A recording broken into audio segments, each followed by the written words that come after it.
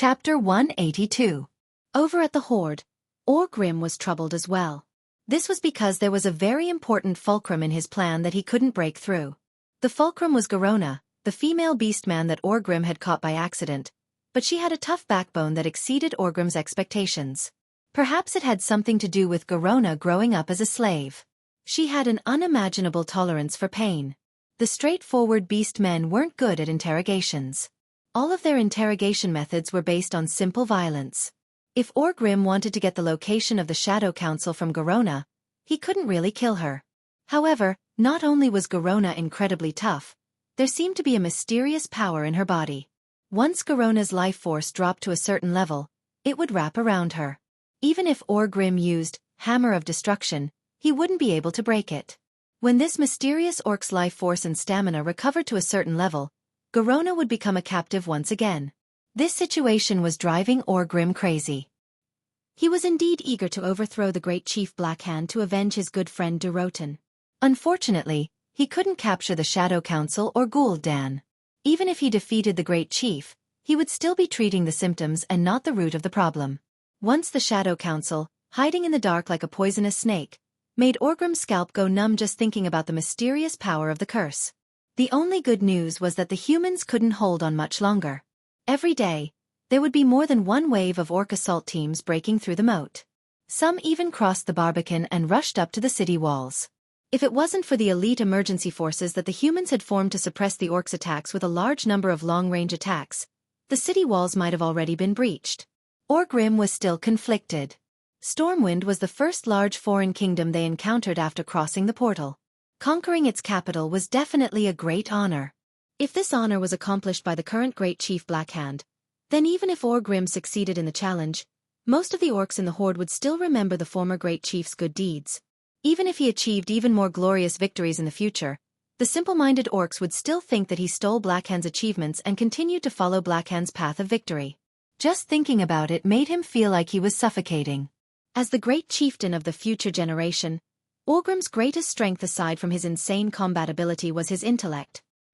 He was one of the rare great chieftains among the orcs who had foresight and were so cold that they were almost utilitarian. When he didn't have absolute control over everything, he would choose to be patient. However, on the 25th day of the siege, Orgrim sensed that the humans' combat power had reached a critical point. "You said that there are no more than 100,000 humans in Stormwind City?" Orgrim had a complicated reaction to the scout's report. Yes, when the situation is calm, humans can evacuate about 10,000 people a day. However, there have been a few days of strong winds and heavy rain recently, and the retreat of the humans has almost come to a halt, the scout leader reported. Orgrim felt his heart ache. If the humans didn't have so many tricks up their sleeves and only relied on the low city wall, the tribe would be able to breach the city in 2 or 3 days. At that time, hundreds of thousands of soldiers and civilians were captured. Not less than 100,000. The tribe wouldn't have to sacrifice more than 20,000 warriors and 70,000 orc laborers during this period of time. Thinking about this, Orgrim felt his heart ache. At the beginning, the humans didn't have any power to fight back, but now they were able to attack and defend, causing the tribe's losses to increase. Even if the simple-minded people in the tribe still thought that the humans were useless, Orgrim knew that if they let too many of them escape, the tribe would have to pay twice the price to wipe them out in the future. He couldn't wait any longer. No matter what price he had to pay, he had to destroy the enemy's rearguard here. If he couldn't truly destroy the humans' combat power, this battle-hardened army would become the tribe's biggest problem in the future. Thinking about this, Orgrim no longer hesitated. He wanted to advise the great chieftain to launch an all-out attack tonight. At the same time, in Stormwind Keep, the few people who held the fate of the Stormwind Kingdom gathered together. Xueqi said softly, "The Horde's all-out attack will be tonight." Lang suddenly looked up. "Are you sure?" "I purposely let the Horde scouts pass through my defensive line to observe Stormwind Port." Xueqi's casual words gave people a strong feeling that everything was under Xueqi's control. Noxus took a deep breath. Indeed, the last 50,000 is the minimum number of troops needed to defend Stormwind City. Bolvar suddenly looked up at Xueqi, then at Lang. "Your Majesty, I strongly suggest that you leave with the last batch of ships tonight. You are the king of Stormwind, you—" "Enough, Bolvar." King Lang suddenly stopped the loyal Bolvar.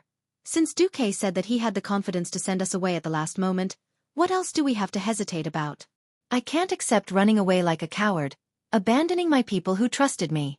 If you want to ensure that Stormwind has a king, Varian has already been sent to South Shore. These words were already very harsh, almost cutting to the heart. Bolvar had almost risked his life to speak, but his words were undoubtedly a vote of no confidence in Xueqi, who had been so slow in coming up with a final plan. My apologies, Xueqi. Bolvar is just.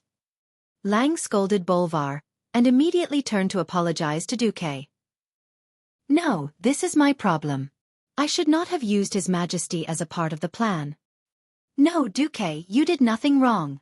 You have already explained to me the risks that I will face. At worst, I, the King of Bereavement, will die for my country. No, it should be said that if this plan does not succeed, I would rather die for my country.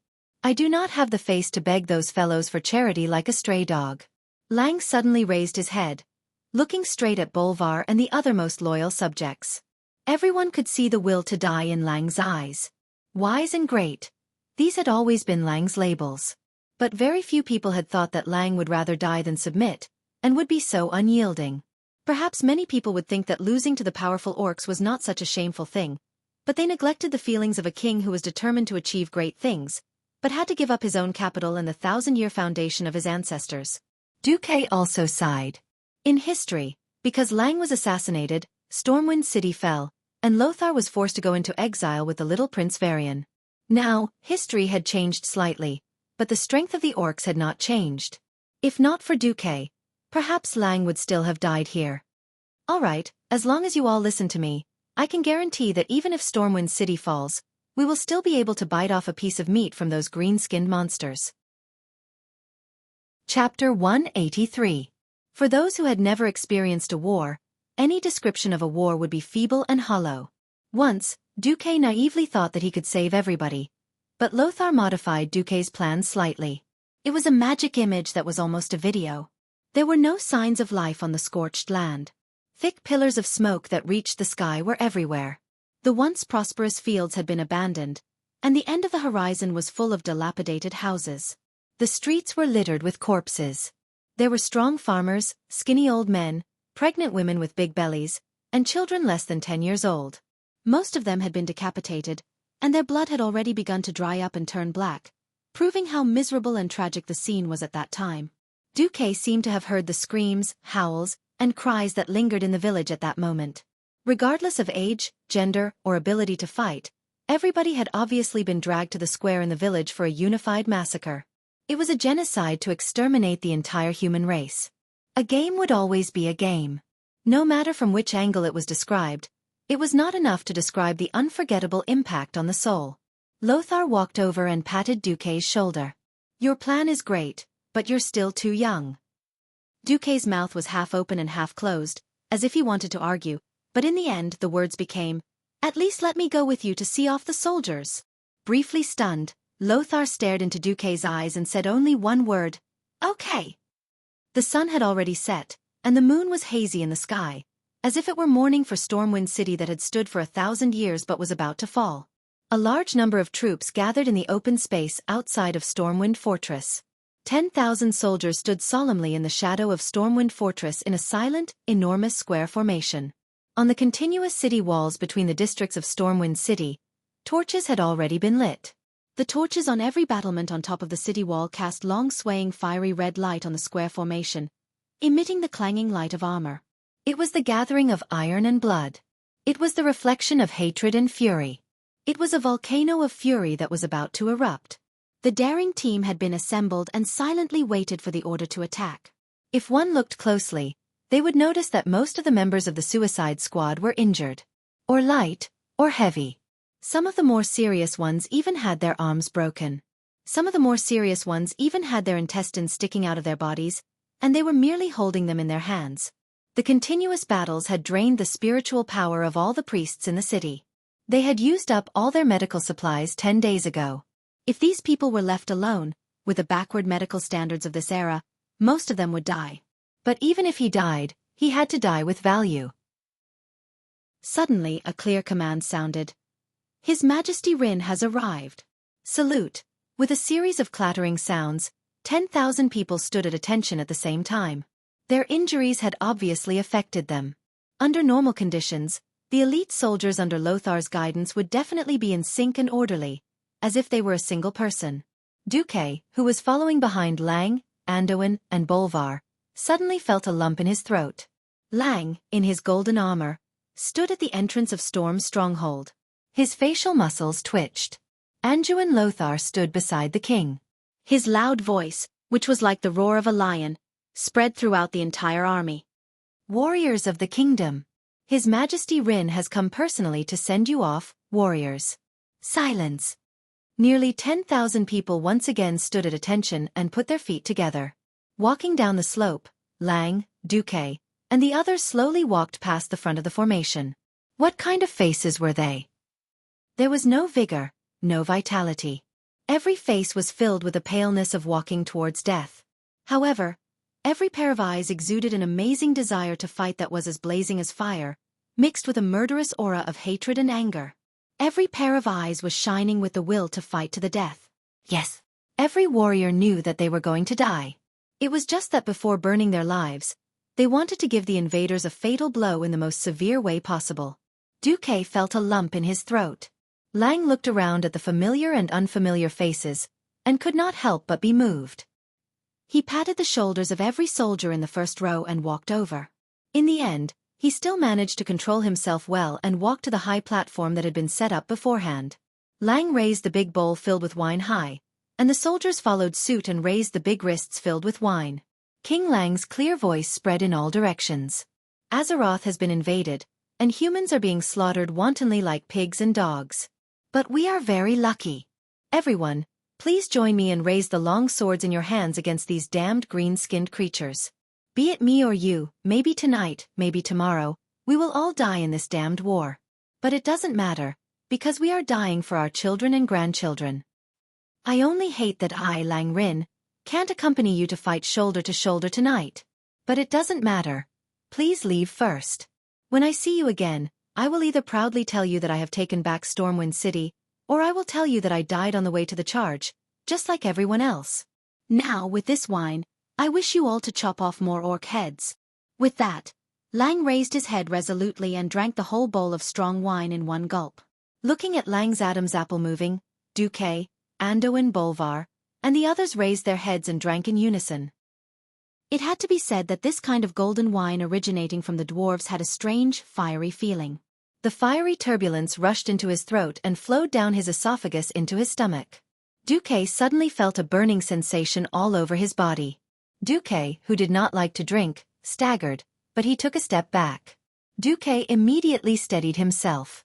Sir Marcus, I heard that you were the one who suggested this battle, so I would like to ask one last question. A veteran with his head wrapped in bandages and an empty left arm stepped out of the ranks. He raised the large plate of wine high and saluted Duque. There was a low buzz of discussion among the soldiers. Duque took a step forward, his mouth still spewing the strong smell of wine, but his mind was very clear. You ask, I will answer. The veteran grinned. It was a mouth with teeth stained with dirt. I am a rough man. I do not understand magic, nor do I understand any plans. I only know that my wife and children have died in this battle, so I have nothing to worry about. I just want to ask you, tonight, how many orc lives can my death be exchanged for? This was not only the voice of the veteran, but also the voice of the 10,000 warriors who were about to die. They were not afraid of death. The key was whether it was worth it. Duca's body trembled and he roared, 1 for 10. And I will use the head of the orc chief to lay the foundation for the heroic souls of our brothers. The veteran laughed proudly. Ha ha ha. I originally thought that killing 1 would be enough, and killing 2 would be a profit. I did not expect that I could go to hell while looking at the head of the tribe's chief. Ha ha ha ha. Even if I die, I am willing. He resolutely drank the wine in the large bowl in his hand, and with a crisp crack, he smashed the large plate into pieces. Behind him, 10,000 soldiers sat in the same position, and the sound of plates smashing could be heard. With tears in his eyes, Lang raised his hand. Set off. Chapter 184. The soldiers' heroic spirit soared to the sky, and they roared thunderously in a deep voice. "Your Majesty! We will make a move first." Cleon raised his sword. The cold light of the sword reflected off Cleon's handsome but no longer young face under the bright light of the fire. At this moment, Duke, who was standing beside Cleon, was affected by the tragic atmosphere. Unbeknownst to him, his tears had already begun to fall. An hour later, the Horde's war drums sounded as if they had agreed. The boorish roars of the Horde's warriors came from the east and north of the mountain range again. Dozens of goblins' special flares shot into the air and chased away the darkness. The Horde's attacking troops could be seen clearly. Not only were the smooth mountain paths filled with muscular Blackrock warriors, but there were also countless thick ropes hanging down from the steep mountain walls, and the burly figures of the orcs could be seen clearly. It was a real green tide. The sound of crossbows kept coming from the city wall. But the orcs continued to crazily rush towards the city wall despite the barrage of crossbow cannons and falling rocks. An orc's helmet and head were smashed into pieces by a rock, and his burly body fell down. He quickly became a stepping stone for the next orc, and he continued to rush up the city wall along the slope of rocks. An orc's chest was pierced by a javelin, but he still endured the feeling of his life slipping away and threw his battle axe at a human warrior on the city wall. Fierce battles were taking place in every corner of the entire eastern and northern city walls. The final battle had begun. The orcs were attacking Stormwind City, a golden lion that was riddled with scars. But even though it was weak, even though it was no match for the orcs, this lion still opened its sharp claws and gave the invaders the fiercest revenge. Not far away, Orgrim held his famous hammer of destruction, and stood there in a daze. He saw the humans launch a brave and desperate counterattack against the orcs on the top of the city wall. Then, they were once again drowned by the orcs' green tide. Orgrim squinted his eyes, and he felt a bad omen. It was said that humans had 7 kingdoms, and those dwarves who were only as tall as their knees also had a kingdom. It was also said that there were also some thin and weak elves. If every kingdom resisted as fiercely as this Stormwind, how many of the warriors of the tribes would be able to return alive after repeated battles before conquering the world? Ha ha ha! Weak humans are nothing but prey with a little brain. They are no match for the warriors of the tribe. Not far from Orgrim, the great chief Black pointed at the city walls that had fallen into the hands of the Horde and laughed loudly. Orgrim felt that something was wrong. Compared to the human elites he had fought a few days ago, these humans were clearly already injured before they charged at him, even though they seemed to be in a frenzied state of morale. Orgrim even ran to one of the watchtowers and was shocked to find that many of the dead soldiers had broken legs. Jumping off the arrow tower, Orgrim found Black Hand. "Great chieftain, something's not right. The human elites aren't here." Black Hand raised his hardened black hand and pointed in all directions. There were roars and roars everywhere, and the sounds of fighting could be heard everywhere. Obviously, the weak humans are still putting up a resistance. Even if Orgrim didn't want to admit it, it was true. The sounds of fighting could not lie. At this time, an outpost rushed back to report. Reporting to Great Chief, the human defenders are retreating to the west port. But every block of the human city has walls and moats, and the resistance is very fierce. Ha ha ha! Stupid humans! Black Hand clutched his stomach and laughed. Orgrim saw from the light of the fire that the humans had turned almost every big house in the city into a stronghold. They had built barricades and ditches at every street entrance, forming small camps. Looking at the fierce resistance, it seemed like they were going to fight the Horde in the streets. Fighting in the streets? Seeing this, Orgrim couldn't help but sneer. In the past, the Draenei had the help of the Shining Light, Holy Light, and excellent weapons, but the Draenei still couldn't defend Shotrath City. In urban warfare, where individual strength was the most important, Orgrim didn't think that any race could win against the warriors of the Horde. Black Hand laughed maniacally. If the human cities had more defenses like the outer city walls, and they used all their forces to defend the city walls, then the Horde might have to pay more sacrifices. But these weak humans are stupid. They actually want to fight in the streets, ha ha ha. This time, it wasn't just Orgrim, all the chieftains around Black Hand laughed along with him. Ha ha ha. No warrior is a match for the strongest warrior, the beast men. In urban warfare, the javelins and cannons are useless. The humans are dead. Black Hand waved his huge hand. Attack through the night. We can't let a single human escape. You can take the other spoils of war, but leave the head of the opposing chief to me. Yes. The chiefs of the small and medium-sized tribes were overjoyed. They listened to the order and dispersed, returning to their own tribes to command their troops. Orgrim, lead your people to the port as soon as possible. I don't want to let another human escape. Understood. It would be a lie if the beast men weren't tired after days of attacking the city. But the high feeling of conquering the enemy's city made every single beast man feel invigorated. There was no more discipline, no more cooperation. The beast men that remained near Stormwind City came out in full force. They slaughtered their way through every street and alley in Stormwind City. They killed anyone they saw, and if they saw something new, they would take it. Looking at the shiny gold and silver, the beast men didn't think much of it. They just felt that it would be nice to melt them and make them into tooth ornaments. But when they saw the superior weapons of the humans, especially the sharp battle axes, the beast men would often fight each other to fight over these rare spoils of war. Because this was the moment of victory, and also the blessing of the chief. The rough roars of the beast men and the long line of raised torches filled every road and every street of Stormwind City. The sound of reckless footsteps gradually replaced the sounds of fierce fighting. No beastman cared where the humans went. Perhaps the humans were hiding in those big houses called churches and trembling.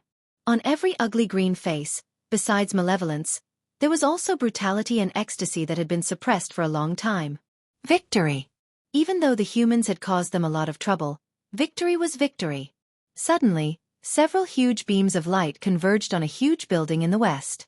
The golden lion flag on the building, which was as tall as a building, shone resplendently. At the same time, the beast men heard a strange sound. Chapter 185. Woo woo woo. The melodious sound of the horn seemed to come from beyond the heavens, or from ancient times. It was desolate and heroic.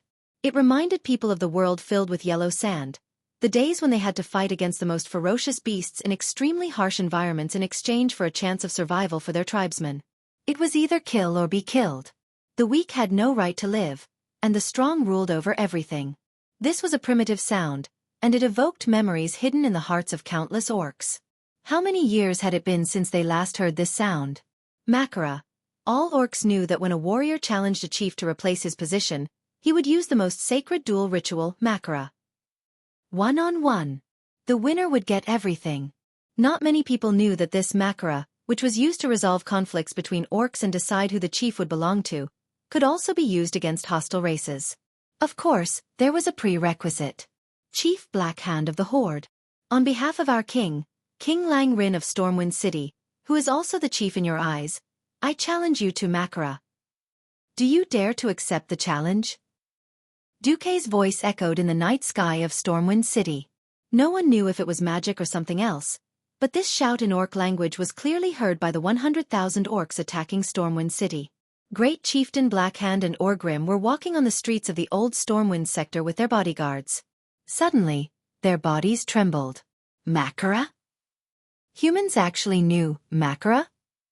Almost instantly, Orgrim spat in his heart. It was that lowly traitor Garona who taught him again. Duque's voice continued. Our human king is different from your chief. Our king is not the strongest warrior. That's not important. Our king and our strongest warrior are here. As long as you defeat our strongest warrior, Anduin Lothar in Makara, our king's head will be yours with both hands. We will wait for you at the place where the light pillar is. Black Hand's huge rock-like palm was resting on a thick stone pillar by the side of the road. Almost subconsciously exerting force, the entire stone pillar was easily crushed by the huge strength of his grip. The hard stones exploded like hardened flour, scattering all over the ground. All the orcs' gazes were focused on Black Hand's face. Great Chieftain. Orgrim probed. The muscles on Great Chieftain Black Hand's ugly face kept twitching, and thick veins popped up on his face like a dragon's beard. His eyes were bloodshot due to extreme excitement. Black Hand could feel the fire in his body being pumped out from his heart, spreading to every corner of his body, reaching every cell in his body. Ha ha ha. Black Hand laughed maniacally. Beast men never fear challenges. I don't care what Rai, what Andu.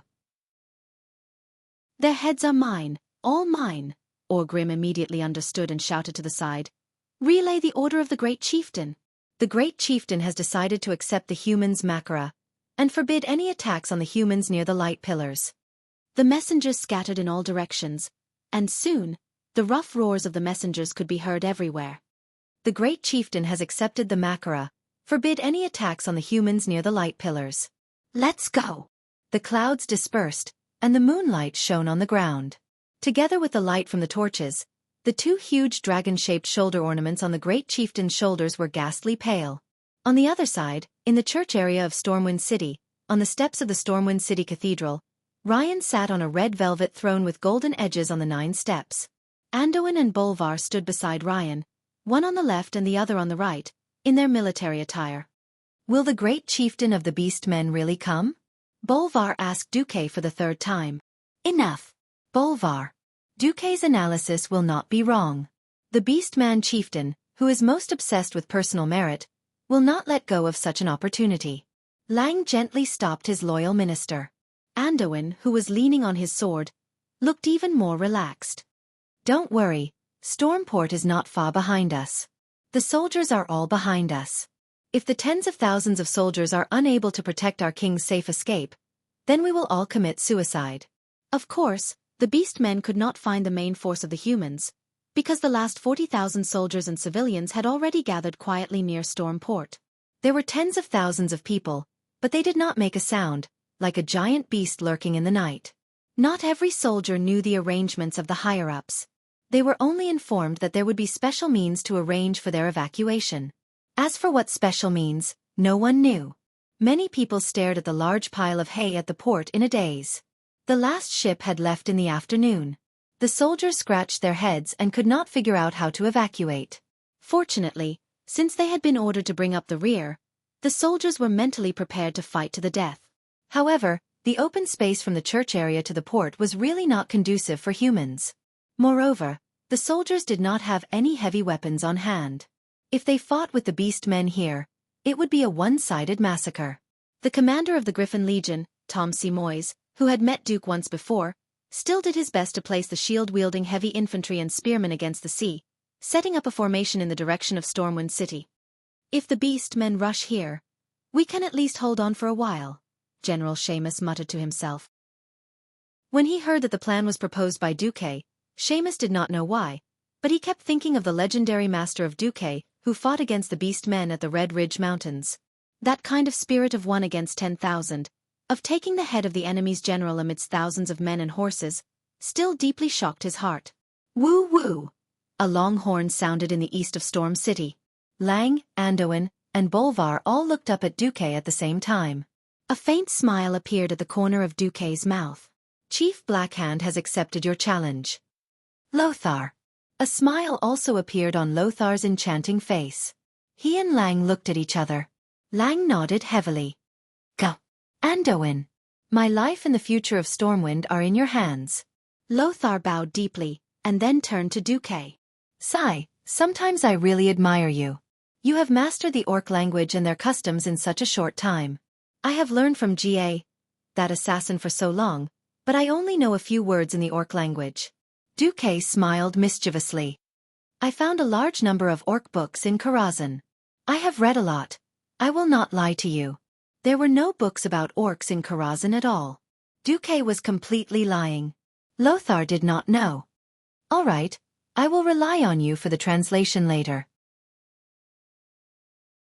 Chapter 186. The once peaceful and tranquil Stormwind City had now become hell. Deer antlers were everywhere, and trenches were everywhere. Almost every sturdy building in the city had been transformed into a bunker with sandbags, gravel, and wood. The soldiers who acted as suicide squads used all sorts of methods to attack the invaders. The javelin throwers hid behind a window on the 3rd floor, continuously shooting at the attacking beast men. In the beastman army advancing along the main road, there were beast men who were shot and fell to the ground. But the beastman soldiers did not care, and only continued to attack fiercely. Whether it was the human barricades or the bunkers that had been transformed from mansions, the various beastman clans fought to launch wave after wave of attacks. The green tide flooded one position after another. First was the capital of the Dreeny Eye, Shotrath City, then the human Stormwind City. Which city would it be next? The beastman soldiers did not think too much about it. The sense of pride and glory from conquering the enemy's capital had long made the beastmen lose their minds. Most of Stormwind City had already fallen into the flames of war, but the human positions were layered like a woman's dress. Every time they tore apart a position, they would see the next one.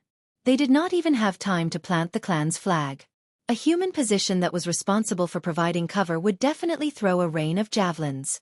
That kind of mutual cover, like an endless line of fortifications, gave the attacking beastman commanders a headache. The bloodletting of the tribes was unknowingly expanding. Just as the battles in every area were extremely fierce, a huge and silent army came straight to the Stormwind City Church District. Over here, with the huge and beautiful Stormwind City Cathedral behind them, nearly 1,000 royal guards stood with swords in hand, waiting in formation. Over there, the great chief beastman guards, who were more burly than normal beastmen, with an average height of nearly 3 meters, came forward with Great Chief Blackhand and Orgrim. These elite beastman guards wore thick black leather armor that covered almost their entire bodies. They wore ferocious shoulder guards that towered into the sky with sharp bone spikes. On their heads were full iron-horned helmets that were meticulously made by the best beastman laborers. In one hand, they carried a huge battle axe that they had collected from the humans. In the eyes of these humans, the huge battle axe that required 2 hands to lift was just a one-handed axe in the hands of the elite beastman guards. Lang narrowed his eyes. The green crowd parted to the left and right like a tidal wave. Great Chief Blackhand, who was over 3.5 meters tall, walked forward with Orgrim, who was holding the hammer of destruction. Stepping on the green bricks of the church district, the bricks under the Great Chief's feet groaned under his heavy weight with every step he took. Blackhand stopped 30 meters away from the stairs. Its eyes that were larger than a bull's eyes scanned the humans from left to right. His gaze easily locked onto King Lang, who was wearing a golden helmet and golden armor and was extremely flashy. "I am the Great Chief of the tribe, Blackhand. Are you the Great Chief of the Human Storm Clan?" Blackhand's booming voice shook everyone's eardrums. Naturally, Blackhand spoke in the orc language. Lang, Lothar, and the others all tilted their heads to look at the translator, Xueqi. "This guy is the orc chieftain Blackhand." "He's asking about your identity, your majesty," Xueqi replied politely. "Tell him," Lang said. Xueqi bowed slightly and turned to Blackhand. With his left palm facing up, he made an introduction gesture and said in the orc language, "Blackhand, in front of you is the honorable king of Stormwind, Lang Rin. He is a distant descendant of Thoradin the Great, the only human empire from 1,000 years ago. He is now the leader of the alliance of the 7 human kingdoms." Xueqi's translator had gone off topic on purpose. No one in the tribe knew the human language, and no one in Stormwind City knew the orc language. It was just a matter of a few words from Xueqi. Xueqi's tone was no different from the introduction of the ceremonial officer. No one realized that Xueqi was about to do something bad. Xueqi then pointed at Lothar. "And this is the direct descendant of Thoradin the Great, the strongest human warrior, Sir Anduin Lothar." Seeing Xueqi introduce himself, Lothar stood at attention, unsheathed his sword, and held it vertically in front of his chest. Blackhand was a simple-minded guy. He blinked, pointed at Lang and replied in a booming voice. "You mean Lang is not only the chieftain of this clan, but also the chieftain of the 7 clans?" Xueqi quickly repeated Blackhand's words. "Reply to him. Use a more dignified tone," Lang said softly. Xueqi used a chicken feather as a token of authority. "Blackhand. His Majesty takes pity on your low brain capacity. Well, anyway, you simple-minded guys can't tell the difference between a clan and a kingdom. Suit yourself. If you think His Majesty Lang Rin is the chieftain, that's fine too." Blackhand did not understand what he meant by low brain capacity, but he felt that it was a curse. He was angry. Roar. A terrifying roar with a lung capacity of at least 20,000 milliliters was heard. The fierce roar easily reminded people of a roaring bear. At the same time, Orgrim slammed his hammer on the ground, and a huge tremor once again ravaged everyone's eardrums. Orgrim scolded angrily. "How dare you? A king of a small kingdom that is about to perish has no right to look down on our chieftain." Perish. Shallow people who don't know how vast the world of Azeroth is. Stormwind City is just a kingdom in the south of the Human Alliance. Even if you take down Stormwind City, it will only be equivalent to you destroying a clan. Xueqi did not back down. The orcs were showing signs of going crazy. Of course, Lothar was not to be outdone. He raised his sword, and all the royal guards put down their shields. The sharp swords were erected in the gap between the shields, like poisonous snakes that were about to spring out. All of a sudden, both sides were at daggers drawn. Blackhand's huge black arm that was petrified blocked in front of Orgrim. Forget it. Humans. I acknowledge that your king has the qualifications to send someone to challenge me, but the beast men only accept challenges from the bravest warriors of other races. Blackhand's voice fell, and he didn't even need to give a meaningful glance. An incomparably tall and sturdy personal god of Blackhand suddenly took 3 steps forward with an axe in hand. If that Anduin is really the best human warrior, let him prove himself. Orgrim shouted. Duque turned his head. Hey, Anduin. Blackhand only accepts challenges from the best human warriors. You have to kill that guy first. Lothar tilted his head. Just 1 sentence? Duke retorted. Could it be that Blackhand despises us, saying that Storm Kingdom is just a small kingdom, and we have to translate every sentence? Lang laughed. Anduin, don't be so sensitive. Our chief court mage will know what to do. All right, once we get rid of this guy, their great chieftain will fight with me, right? Yes. Chapter 187. Lothar leisurely walked down the stairs. His metal boots stepped on the marble stairs, making a clanking sound. It doesn't feel good to be looked down upon. Did I not kill enough orcs on the battlefield? Lothar mocked himself as he walked. Later, you can hold Blackhand's head and look down on the orcs. Duque was the one who orchestrated all of this. He let Blackhand fight Lothar, who shouldn't be fighting now, but Duque was full of confidence. In the original history, Blackhand died a rather useless death. After Orgrim used torture to get the location of the Shadow Council, Orgrim decisively challenged Makara, under the witness of thousands of orcs. In that duel, Blackhand had the absolute upper hand. The huge rock hand completely ignored Orgrim's hammer and easily beat Orgrim up. However, the cunning Orgrim suddenly made his move. During the duel, he suddenly looked behind Blackhand in shock as if he saw Gul'dan. His mouth also seemed to say, Gul'dan.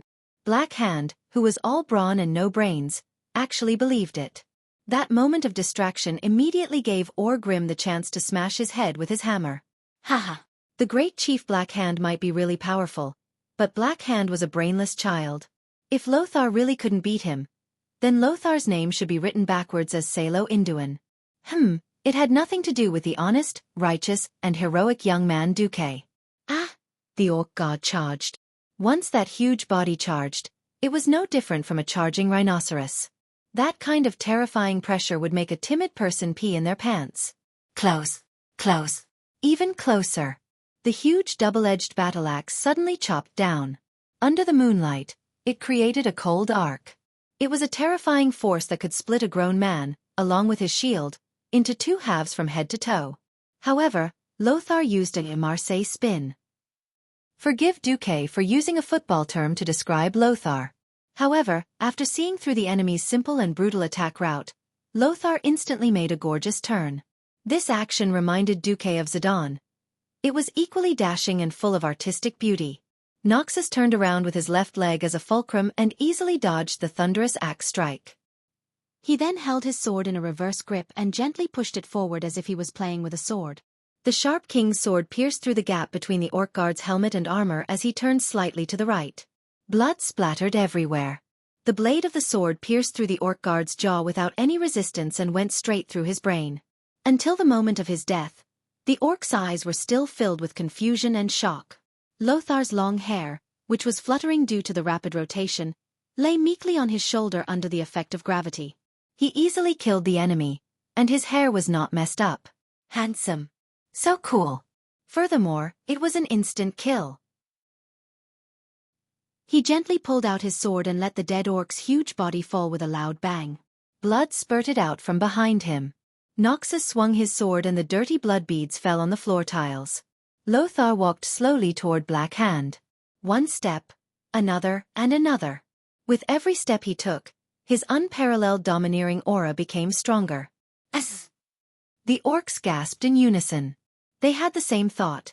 This guy is indeed worthy of being the best human warrior. Ha ha ha. The chief Blackhand let out a burst of hearty laughter. He was not the slightest bit angry because of the death of his guard. Instead, Lothar's gorgeous steps attracted his attention. Pushing aside the guards in front of him, Black Hand strode forward proudly. Ha ha ha ha. Not bad. You're not bad. Indeed, you're qualified to challenge me. Duque's translator said, Anduin, this arrogant guy has agreed to fight you. Lothar stood 10 meters away from Black Hand and smiled. Duque, tell this guy to smile more while he can. I don't want him to still have that ugly smile on his face when I cut off his head. Duque translated. Black Hand didn't care at all. Mocking each other before the battle started was definitely a part of the duel. Tell this human warrior that as long as it's a warrior's head, I will preserve it well. Before Duque could translate, Lothar had already cursed. You can deal with the harsh words yourself. God knows if he'll think that I'm going to kiss his shoes if I call him a coward. Orcs don't wear shoes. Duque shrugged. Lothar rolled his eyes at Duque. Duque said helplessly, All right, Black Hand. We humans are much more civilized than you. Lothar said that he'll cut off your head and seal it in ice to ensure that it's fresh and intact. If any humans knew that Duque had translated it like that, they would definitely complain, how civilized can that be? However, the orcs did not care. Perhaps, it was the strong enemy killed by Makara that had the value of preserving the enemy's head. At this time, Orgrim held the Blackrock clan's flag with one hand and strode forward, handing it to Black Hand. The great chief seemed to casually throw the flag on the ground. He looked straight at Lothar, then at Duque. Duque understood. Your Majesty, the orcs throwing the flag means that they're sacrificing the glory of the entire clan.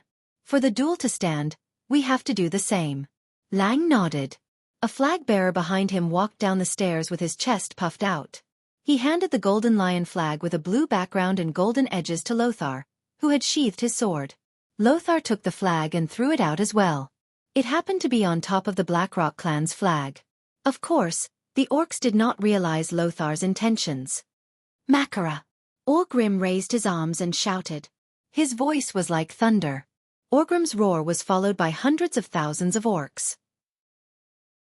In an instant, thousands of orcs shouted in unison, Makara, Hugh, Hugh, Hugh, Hugh. Every orc raised and put down their weapons, making a primal and heroic sound. Of course, Stormwind would not back down. King Lang stood up resolutely. He held his shield in his left hand and slammed the king's sword on the shield. Bang, bang, bang, bang. Thousands of royal guards did the same action. Cold light flashed. Every lion emblem on the shield looked like a ferocious lion roaring. The warriors of Stormwind used this method to create an aura that was not any weaker than the hordes. In the air, it was as if thousands of swords and axes were clashing fiercely. Invisible sword shadows filled every corner of the night sky. Come. Lothar drew his sword again. Under the strong night wind. His hair fluttered in the wind. From afar, Lothar's hair looked like a lion's mane. Ha! The great tribal chief strode toward Lothar with heavy steps that shook the heavens and earth. Chapter 188. If the orc guards were like rampaging rhinoceroses, then Black Hand's attack was like a speeding heavy tank. His violent and unstoppable aura had shaken the 4 digits of human warriors on the scene. The great chief Black Hand, who was nearly 3.5 meters tall, was a giant among both humans and orcs. Some people might think that a giant like Black Hand would be slow in his movements. In fact, any enemy or challenger who had this thought would have their heads crushed by Black Hand. High strength meant slow speed, and high speed meant low strength. This formula didn't apply to Black Hand. Not only was Black Hand fast and strong, but he also had an advantage that no one else had. His weapons were his hands. People often said that a person wielding a sword was like an extension of his arm, and that was a very high level of mastery. However, no matter how agile a weapon was, it was impossible for it to be more agile than one's own hands. Black Hand had an advantage. Back then, when he helped Orgrim pull Doomhammer out of the lava, he almost lost both his arms. Not many people could withstand the blazing heat, and there was a shocking amount of fire elements. If it was an ordinary person's arm, it would have been charred into charcoal and broken in the lava. However, Black Hand's willpower, strength, muscles, and natural resistance to fire were all extremely powerful, and he managed to withstand the inferno at the mouth of the volcano. A large amount of fire elements attached to his arms and palms, which not only destroyed more than half of Blackhand's hand nerves, but also completely turned his skin and muscles below his arms into rock. That pair of heavy and shiny black hands had a strange luster that was between stone and metal. Although every joint below his arms could move flexibly, it was obviously beyond the realm of a living creature. If someone was stupid enough to chop off Blackhand's arms, the last thing that would fall off would be his head. Of course, Noxus wouldn't fall for it. Xueqi had repeatedly reminded him that if Noxus fell for it, then he wouldn't be Noxus, but an idiot.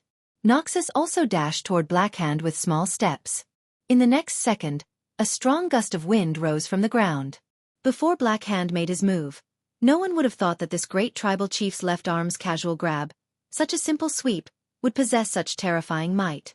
It was an earth-shattering feeling that should only appear when the entire building collapsed. Just that gust of wind alone was enough to crush every inch of muscles on a person's face, teeth, and other bones. He couldn't even open his eyes, let alone see what was in front of him. For a moment, Xueqi had the illusion that Lothar had been killed without any suspense. It was too scary. That was a power and speed that the poor human imagination could not comprehend. That feeling was as if the other party had picked up a church door and slammed it down horizontally, turning you into minced meat. The last sentence that remained in your mind was impossible. Fortunately, Xueqi's rationality dispelled his hallucinations. If he had really made a move just now, he would have disrupted this incomparably sacred duel in the eyes of the beast men. That would truly be a disaster. Lothar dodged and pounced like a ferocious tiger, then rolled forward on the ground to the right, avoiding the great chieftain's ferocious left-hand sweep. Not only that, but Noxus also used the blade of the king's sword to pull Blackhand's thigh that was as thick as a bull's thigh.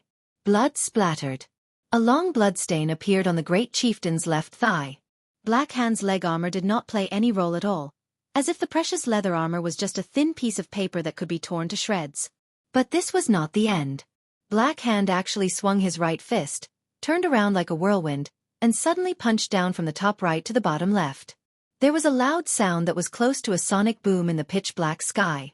The fist that came crashing down was not like a giant stone object at all, but more like a blazing ball of lava. The release of fire elements that was equivalent to a mage throwing a fireball? How was this possible? Obviously, within a certain range, Blackhand had the power to control the fire elements. His domination level was quite high, even higher than the sky mage Xueqi. Xueqi's heart froze in an instant.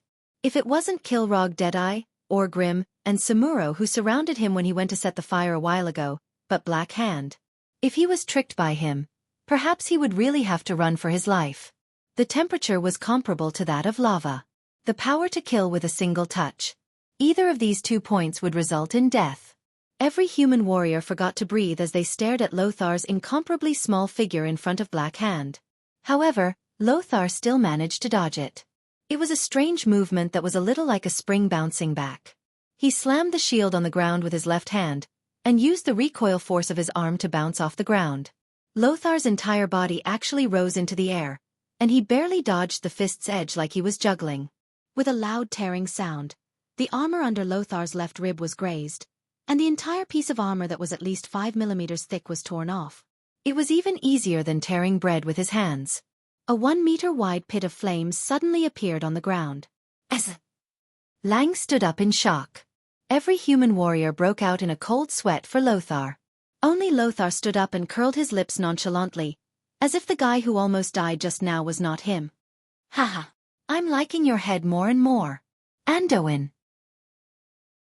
Blackhand laughed maniacally while ignoring the wound on his thigh, and continued to attack Lothar fiercely. Xueqi translated. Me too, Lothar said while dodging in a flustered manner. He was clearly a warrior, but it was as if he had activated the bandit's special skill, evasion. He had a 100% dodge rate.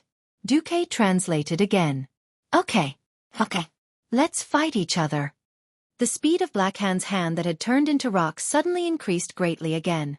It was almost as fast as the Sword Sage's blade storm. However, Blackhand still couldn't deal any effective damage. It was impossible for Lothar to dodge every attack. However, as he took quick and accurate steps, he danced the epic rank shield on his left arm. His agile footwork, ingenious angle deflection, accurate unloading, and perfect use of various warrior skills allowed Lothar to be on par with Blackhand. No, that's not right. Because Black Hand's attacks were more extensive, Lothar's ghostly attacks left more than 10 wounds of varying depths on Black Hand. Following Black Hand's intense movements, every wound on his body was bleeding. Yes, he's bleeding. For a while, Black Hand could rely on his tyrannical body to hold on, but as time passed, the scales of victory would definitely tip in Lothar's favor. That was provided that Lothar didn't get hit by a heavy blow. That was the difference in size. Black Hand, who had stronger vitality, had many opportunities to make mistakes, but once Lothar made a mistake, he would be killed instantly. Chapter 189. The boorish roars of the orcs and the uniform sound of the humans hitting their shields echoed throughout Stormwind City. Everyone worshipped heroes. Even in a large-scale battle where individual strength was becoming weaker and weaker, this bloody and heroic battle still stimulated the adrenal glands of every spectator, causing them to secrete a substance called fanaticism. Only the true masters could see that the scales of victory were still slowly tilting towards the humans. Orgrim was anxious. The great chief, Black Hand, must die, but not by the hands of a human. In a one-on-one duel to the death, how could the valiant orc chief die in the hands of a weak human? That would be a humiliation for all orcs in the tribe. Even if one day, the orcs conquered the entire planet of Azeroth, they would still be nailed to the pillar of shame, and this humiliation would be passed down. Even though he wanted Black Hand to die, Orgrim knew very well that at this moment, he and Black Hand had the same interests. Suddenly, the great chief unleashed his ultimate move. With a flip of his hand, he grabbed the 2 intact dragon skeletons that looked like crocodiles on his shoulder. The next moment, Black Hand threw the 2 skeletons out. In less than 1/100th of a second, the skeletons that were made up of hundreds of joints exploded. In the blink of an eye, they turned into hundreds of fragmentation bombs that contained blazing fire elements and shot towards Lothar. Lothar originally had the chance to dodge, but at this moment, Orgrim cheated. Good. It sounded like Orgrim's adjutant was cheering for his boss. Why did he have to use the lion's roar to intimidate others? No. This was a warrior's, fear-breaking roar. The earth-shattering roar was at least 150 decibels, and it clearly affected Lothar. Lothar's entire body trembled, and in that moment, Lothar lost the chance to dodge. It couldn't be helped at all. Even an experienced veteran like Noxus couldn't come up with a good remedy in a situation where he had lost the initiative. Lothar gave up on dodging, knelt down on one knee, and took the hit with his shield. Tot tot tot tot. The barrage of attacks that were comparable to machine gun fire almost completely blew up Lothar's shield. After a round of skeletons of fire swept past, Lothar's shield became tattered, and light could be seen in several places. Fortunately, Lothar himself was not injured. The consequences were severe. Noxus had completely lost the skill block. What are you doing? Lang, Bolvar, and a few other high-ranking generals let out similar angry shouts. After Xueqi translated, Orgrim sneered, I did not interfere. If a true warrior can't even withstand the cheers of the enemy, then he might as well die. His words almost drove Lang and the others crazy. At this time, Xueqi suddenly showed the same sneer. You mean to say that using words and sound to affect the enemies in the arena is not considered cheating? Orgrim did not speak, which was undoubtedly a tacit agreement. On the other side, Lothar was in a desperate situation. In terms of absolute strength and speed, Black Hand was superior to Noxus. Having lost his shield and unable to dodge, Lothar could only use his long sword to parry Black Hand's attack. 4 Black Hand's hands that were comparable to heavy hammers. A long sword like a light weapon was at a disadvantage. Unless it was psychic, a long sword could never be more agile than one's own hands. In the last incident where Medivh was killed, the king's sword had used up a lot of power. Lothar calculated and could not use the power of the sword to chop off Black Hand's claws. Lothar's face was cold. Lang, Bolvar, and the others trembled all over. Lang almost wanted to shed all pretense of cordiality and let his subordinates do it. But in the end, they still focused their attention on Xueqi. Watch me throw the cup as a signal. That was what Xueqi said. Once again, Black Hand forced Lothar into a corner. It was a corner of the square, with towering marble walls on both sides. There was no way to dodge at all. Anduin Lothar, I will remember your name. But go to hell. The great chief let out a roar of victory. At this second, the cheers of the orcs reached their peak. The blazing cheers almost overturned the clouds in the sky. They shouted the greatness of the great chief and praised Black Hand's bravery. As long as the #1 human warrior was killed, the human great chief's head would be at their fingertips. This symbolized that the invincible orcs had once again conquered the weak foreign races. Supreme glory. The best, Makara. In the next moment, the great chief's hands would shoot out like lightning with blazing heat and the whistle of death. That would be the death of Lothar. Makara's failure. The entire Stormwind and the possible future failure of the Alliance. Without Lothar, there would be no such thing as a descendant of great Emperor Saladin, and it was still a question whether the 7 kingdoms would still be united. At this moment, even Lothar's handsome face lost all color. Every human watching the battle clenched their fists. At this critical moment, Xueqi's light words entered the ears of the great chief. If I tell you that the Shadow Council sent someone to kill Orgrim's good friend Durotan, and that Orgrim is plotting to overthrow you, the great chieftain, and that as long as you find out the location of the Shadow Council from Garona, who he captured, he'll kill you and wipe out the Shadow Council that killed his good friend. What would you think, great chief? At this critical moment, Xueqi would not have said such a long sentence. But Xueqi finished his sentence in an instant. This was a technique that Pharaoh specialized in, repetition of incantations. Extract all the important syllables from a long sentence and compress them into one, making a long incantation into a short paragraph. Of course, the sound produced was equivalent to pressing dozens of keys on a piano at the same time. With human hearing, it was impossible to distinguish this noise. And most, repetition of incantations, only reduced a 3-second incantation to 1 second. This was already very impressive. Xueqi had the system elf. This greatest king system could make the impossible possible. A long paragraph was forcibly compressed into a single note. However, as the receiver, Great Chief Blackhand heard every word clearly. As Gul'dan's hardcore, as a puppet among puppets, he was a model example of someone who would help others pay for using him. The Great Chief was furious and suddenly turned his head to look at Orgrim. Orgrim. Ah! Lothar did not know why Blackhand was in a daze, but it did not stop Lothar from sliding between Blackhand's legs and slashing at the forked part of Blackhand's thigh. There was a kind of pain in the world called pain in the balls, also known as the most painful pain for men. Blackhand could not control his body at all and bent over in pain. In the next second, seeing that there was no time to lose, Lothar beautifully pierced through Blackhand's chest from behind. The dignified king's sword was once again used as a backstab, the sharp blade piercing through Blackhand's chest. But Blackhand did not care. He pointed at Orgrim and let out the last roar of his life. You traitor! Chapter 190. Time was completely frozen. Just a moment ago, the great chief was still having a smooth journey. Countless beast men were cheering for the great chief's victory. The enthusiastic cheers almost shot up into the starry sky. On the other hand, everyone on the human side was sweating profusely. They couldn't wait to attack and kill the monstrous great chief who was about to kill their great hero, Anduin Lothar, on the spot. The next moment, the plot took a 180-degree turn. Lothar, who was supposed to be killed, miraculously turned the tables. First, he taught Blackhand a lesson with a sword that hurt to see, then followed up with a beautiful backstab. Everyone could see that the great chief was about to die. In this duel, Lothar had the last laugh. A few seconds later, the beast men who seemed to have been choked by the neck suddenly became even more restless. No, this was no longer a restless, this was a complete riot. At first, none of the beast men could accept the great chief's death. Why did the great and invincible great chieftain die at the hands of a weak human? Even if this human looked very agile, courageous, and heroic. Because of their blind worship of the great chief, none of the beast men could accept it. However, the great chief's roar before his death gave all the beast men a reason. The 2 sentences added up to, Orgrim, you traitor. Traitor?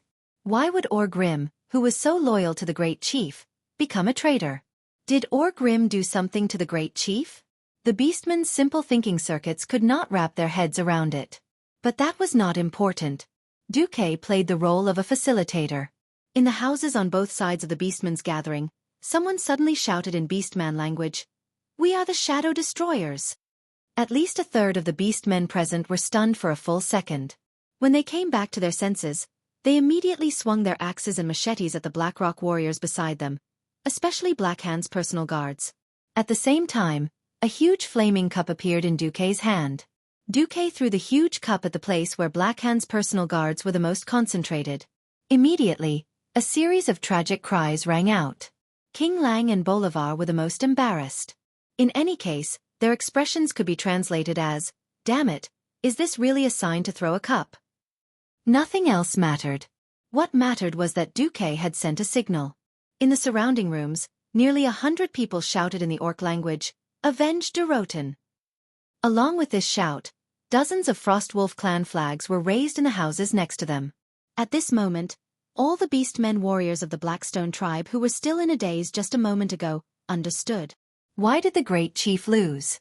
This must be Orgrim's doing. Everyone knew that Orgrim and the Frostwolf tribe's chieftain Durotan were sworn brothers who had gone through fire and water together. However, after passing through the door of darkness and arriving in this world, Durotan was exiled by his entire tribe because he opposed Gul'dan. From the looks of it, Durotan should be dead. This would explain why Orgrim would betray the great chief.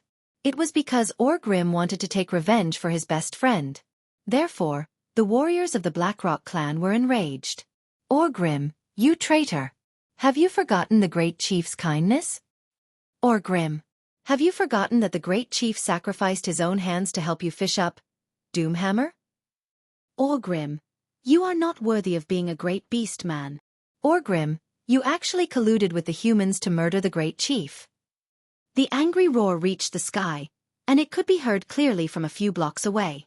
This time, not only the Blackrock clan, but even the other clans who were looting and burning heard it. Orgrim was completely dumbfounded. His mind was filled with question marks. The matter of rebellion was an absolute secret.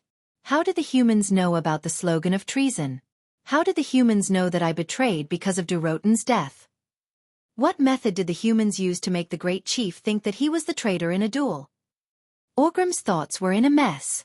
Yes, he was indeed prepared to rebel, but it was a beastman uprising. As long as he killed the Black Hand in the sacred Makara, no matter how dissatisfied the other clans were, Orgrim would still be a legal rebel. As long as he became the great chief, he could reasonably accuse Gul'dan of using demonic methods to poison the beastmen and wipe out the Shadow Council. The secret code of "We are the Shadow Destroyers" was only used after he became the great chief to suppress any Blackrock clan beastmen who disobeyed his orders. However, everything was a mess now. The great chief died under the swords of the humans in Makara, because of his betrayal. His subordinates also decisively attacked the Black Hand's personal guards because of the secret code. The Frostwolf clan's flag pushed him and his subordinates to the opposite side of the entire clan. What is going on? Orgrim only felt that there was an invisible evil hand hiding behind him and viciously attacking him. Even if it wasn't sh*t, it would still be sh*t. There was no way he could explain it clearly. At this time, Xueqi shouted righteously in the Beastman language, "I don't know what the hell you beastmen are doing, but the winner of Makara is our Anduin Lothar." It would have been better if Xueqi did not shout, but once he did, Orgrim actually felt a telepathic connection. This was an intuition that surpassed his rationality. Orgrim instinctively felt that this powerful and sinister young human mage, Xueqi, was the culprit of everything. Xueqi stopped him from attacking Storm Fortress. Xueqi burned down half of the elven forest, forcing the horde to split up their forces. It was this Duke again, the mastermind behind this strange Makara, from the beginning to the end. "Of course you have to remember me, because I will become your nightmare." Xueqi's words echoed in Orgrim's ears.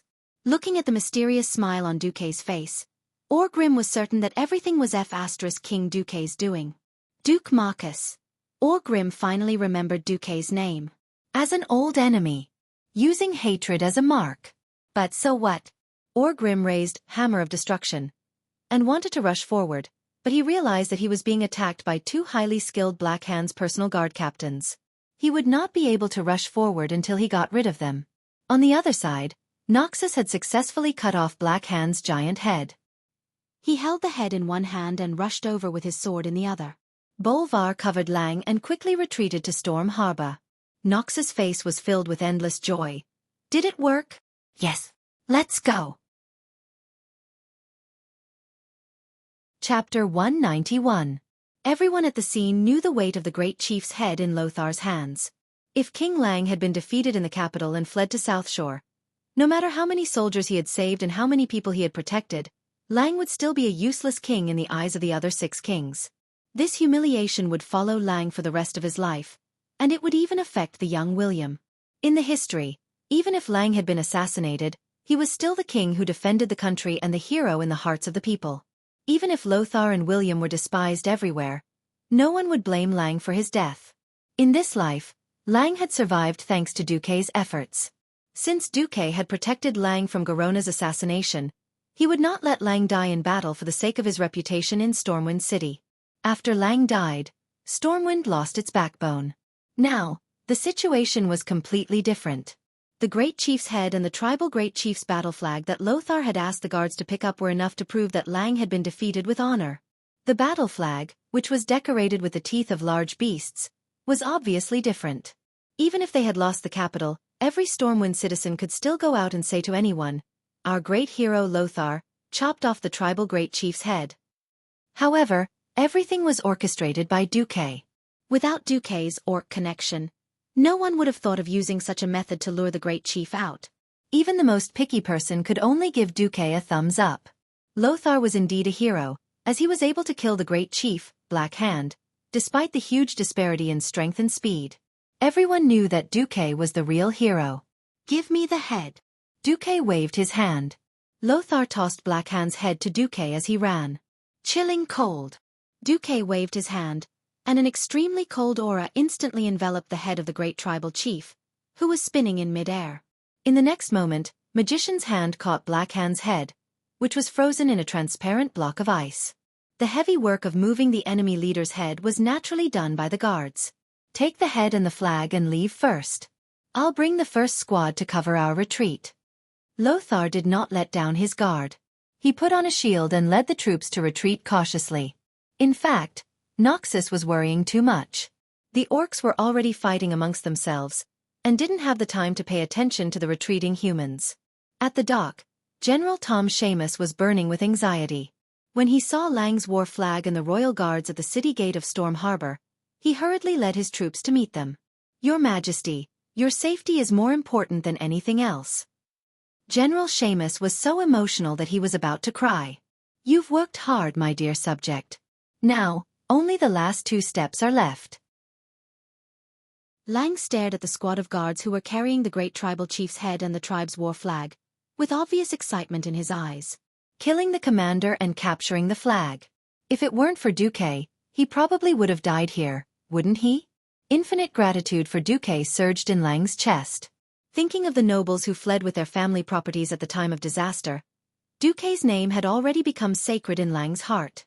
On the other side, when the troops led by Lothar were almost out of the church square, Duque finally launched a backup plan. Ambrose Liza Magarov's. It was a long incantation. As Duque's incantation sounded, Lothar clearly sensed that something was changing in the air. Countless mysterious magic runes appeared under Duque's feet like ripples, spreading in all directions. Seeing that Duque had stopped chanting, and the magic waves around him had also calmed down, Lothar still couldn't help but ask, "What did you do? If you wanted to burn down Storm City, would you need such an exaggerated magic array?" Duque smiled mysteriously. "You will know soon." At the same time, the Blackstone clan orcs who were fighting each other felt a wave of fear in their hearts. It was purely an animal's instinct, just like how even a mouse would run away in the face of a disaster. At this moment, every orc in all the streets of Storm City, no matter what they were doing, forcibly stopped what they were doing. The ground under their feet made them tremble in fear. In the largest church in Storm City, accompanied by the ringing of the bell, every evening prayer hall would echo with the uniform sound of the priest's evening prayers night after night. Following the attack on Storm City, the bell for evening prayers had not been rung for a long time. Every priest was using holy healing spells to heal the injured, using their kind voices to comfort every frightened soul. However, at this moment, the church bell that had not been rung in the night for a long time rang. 3 short, 3 long, another 3 short. This was the signal that they had agreed on. The members of the daredevils who had long given up hope of escaping and knew that they were going to die quickly moved. They might have crawled out of an abandoned attic, an inconspicuous closet, or a secret basement, dragging their broken bodies with all their might. They used flint stones to light torches and threw them on the things that had been prepared beforehand. Some of them were piles of firewood that had already been doused with oil, some were piles of whale fat that had been piled up in the corner, and some were storerooms filled with dry straw. More importantly, in the hot summer, the brick and wood houses and the large amount of flammables that had been prepared beforehand made it very easy to start a fire. Storage banks, exchanges, residences, shops, mansions of the nobles, various government offices, hotels, and all the important and unimportant facilities, more than 1,000 fires were lit up. In the beginning, the orcs who had already dispersed did not care about the fire. Burning, killing, and looting were absolutely common for any big city that had fallen.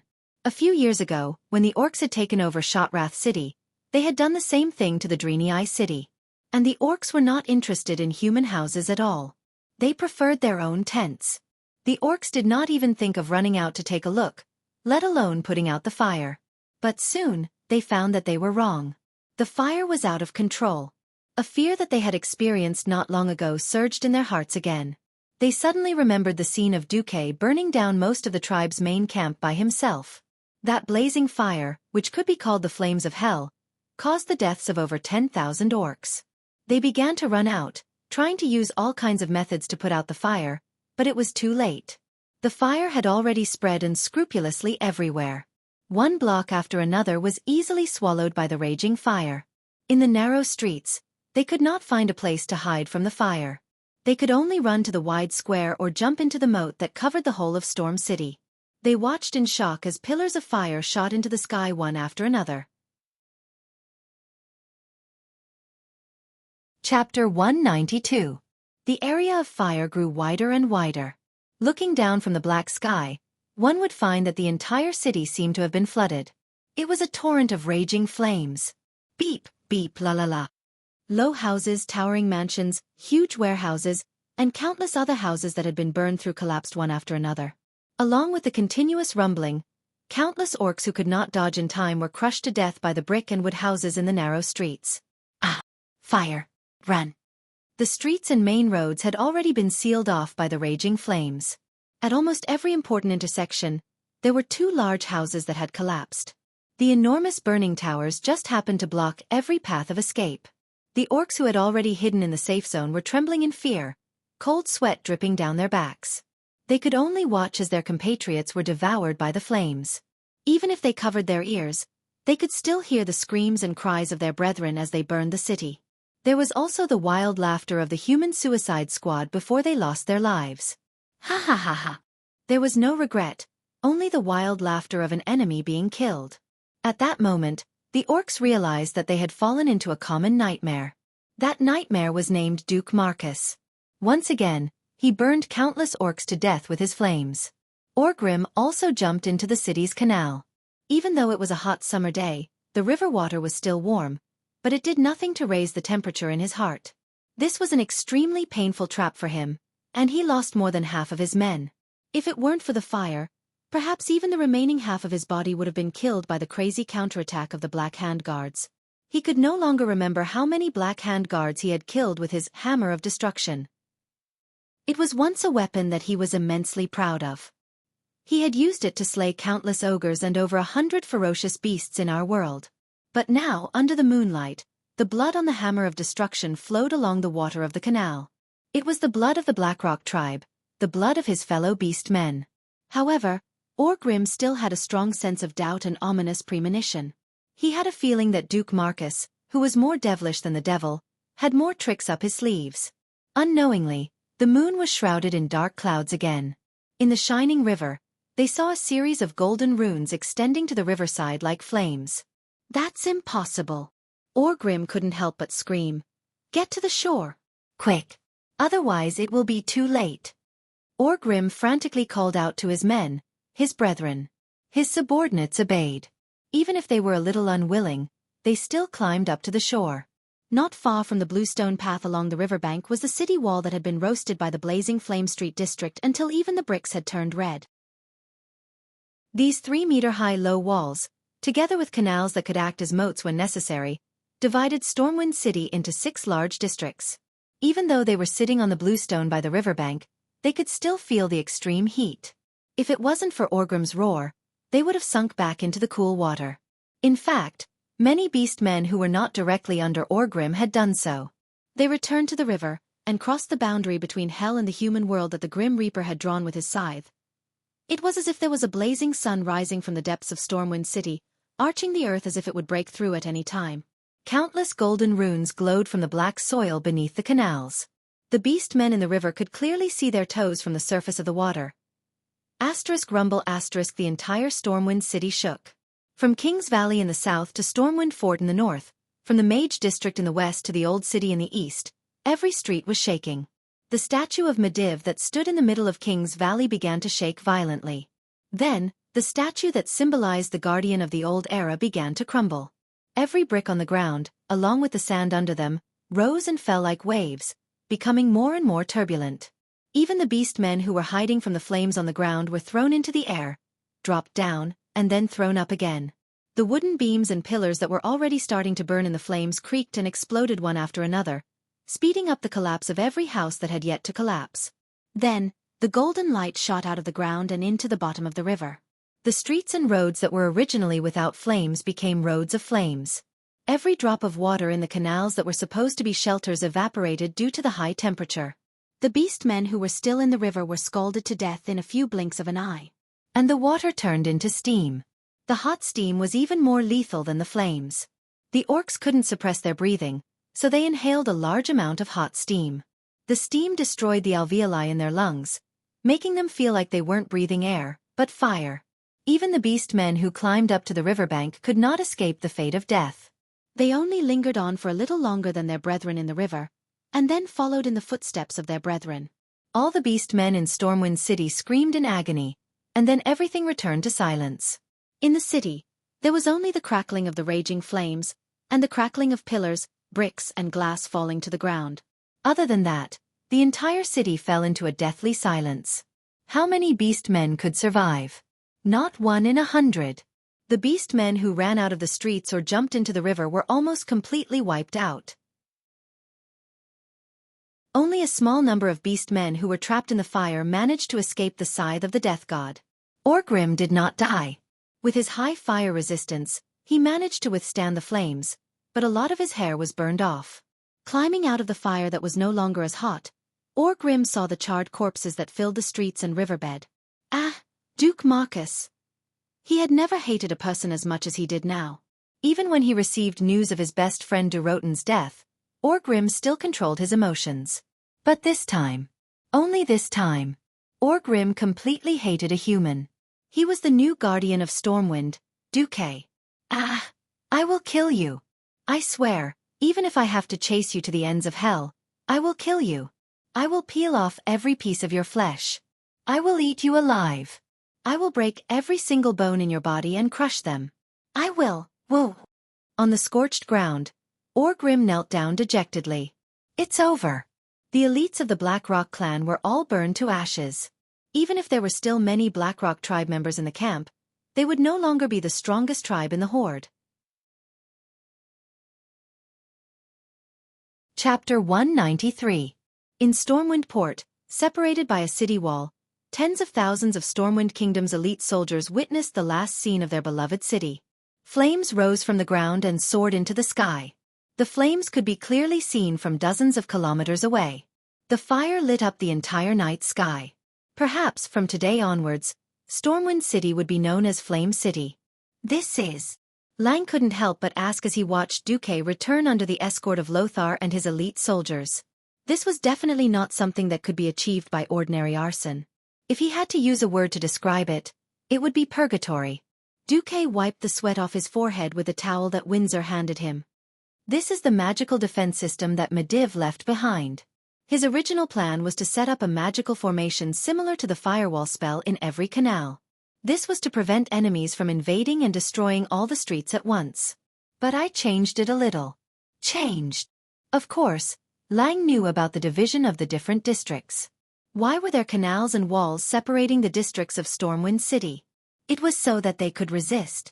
In fact, there were secret tunnels between the districts so that even if parts of the districts were conquered, they could still use the secret tunnels to take back territory.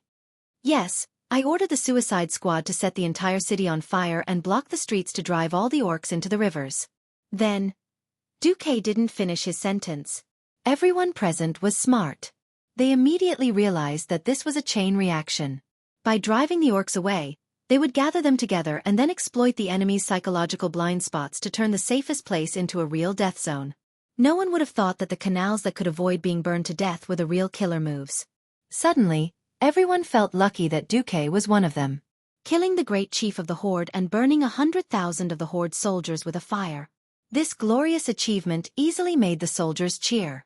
The cheers didn't last long. It was simple. Everyone's heart was still heavy. Tens of thousands of soldiers gathered at the Stormwind port. The huge square of the port became extremely crowded because there were as many as 50,000 people. In order to avoid being outflanked by the horde, the goblins had detonated the explosives on the cliff closest to Storm Harbor. However, once the fire was extinguished, if the horde attacked again, these 50,000 people would have nowhere to run. These were not ordinary recruits. Perhaps many of them were from the militia or local garrisons. The real regular army only made up about 60% of them. But they had one thing in common. These 50,000 people were all veterans who had experienced more than one war with the orcs. It was not an exaggeration to say that these 50,000 people were the essence of Stormwind. If these 50,000 people could evacuate safely, Lothar was confident that he could train an army of 200,000 people within a year with these 50,000 people as seeds. If all 50,000 people died here, Lothar was right to be worried. In history, Lothar fled in panic with only the Queen and Prince Rin, an orphan and a widow, and thousands of soldiers. As a result, they were under the control of other human kingdoms. But tonight, the so-called history had changed beyond recognition. Lothar combed his sweaty hair and patted Xueqi on the shoulder. "All right. Now it's time for you to perform." The 50,000 soldiers silently parted to the left and right like the tide, each of them in awe. The person who strode in front of them was the hero Xueqi. Many people felt that this excessively young man was a mystery. In just a year, he had risen rapidly and become an important minister in the kingdom.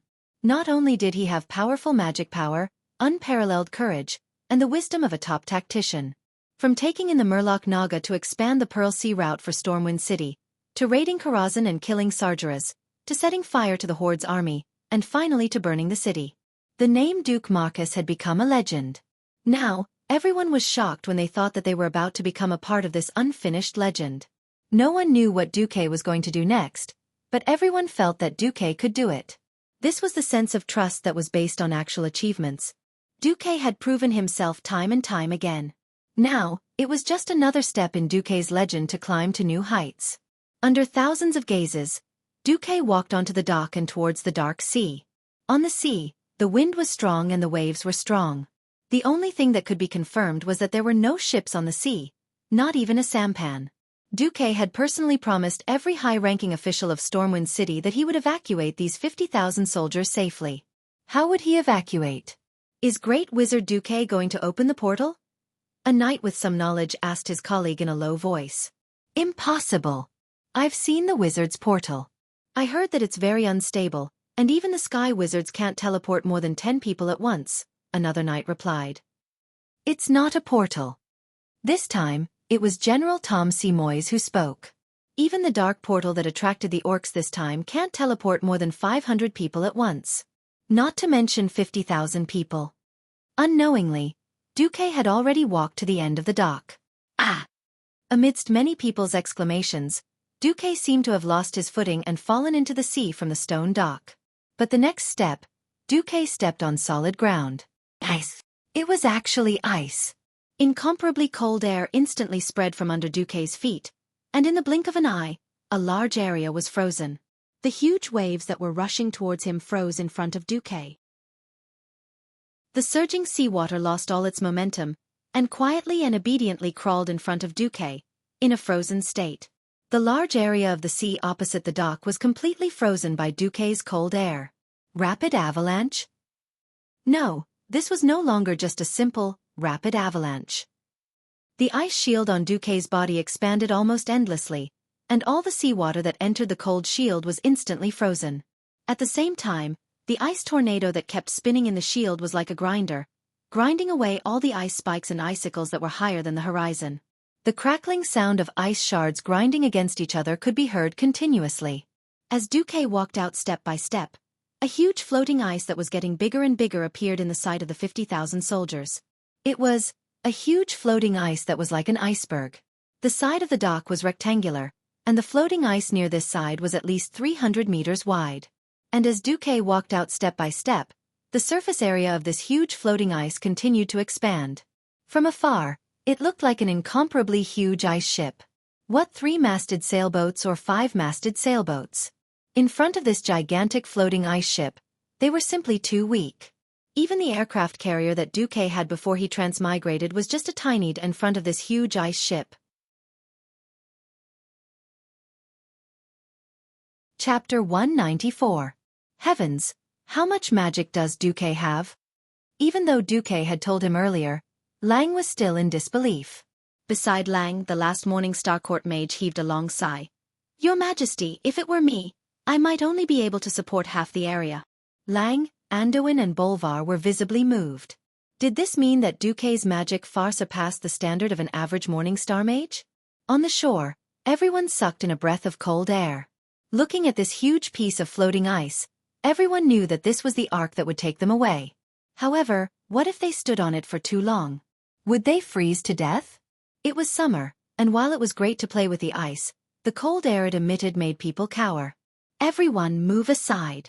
Windsor was already instructing Xueqi's private soldiers to work. A large number of people swarmed forward, spreading the large amount of hay that had been piled on the pier onto the ice. Not only did the hay block the cold air, it also prevented people from slipping on it. Apart from the hay, there was even a fence to prevent people from slipping out. The elite soldiers of the Storm Kingdom were completely dumbfounded by what they saw. Was this even possible? Ugh, it was indeed impressive and magical. Xueqi walked more than 500 meters, and after extending the ice to 600 meters, he stopped. Looking at the pile of incomparably dim magical gems in his hands that had lost their magical glow, Xueqi could not help but laugh bitterly.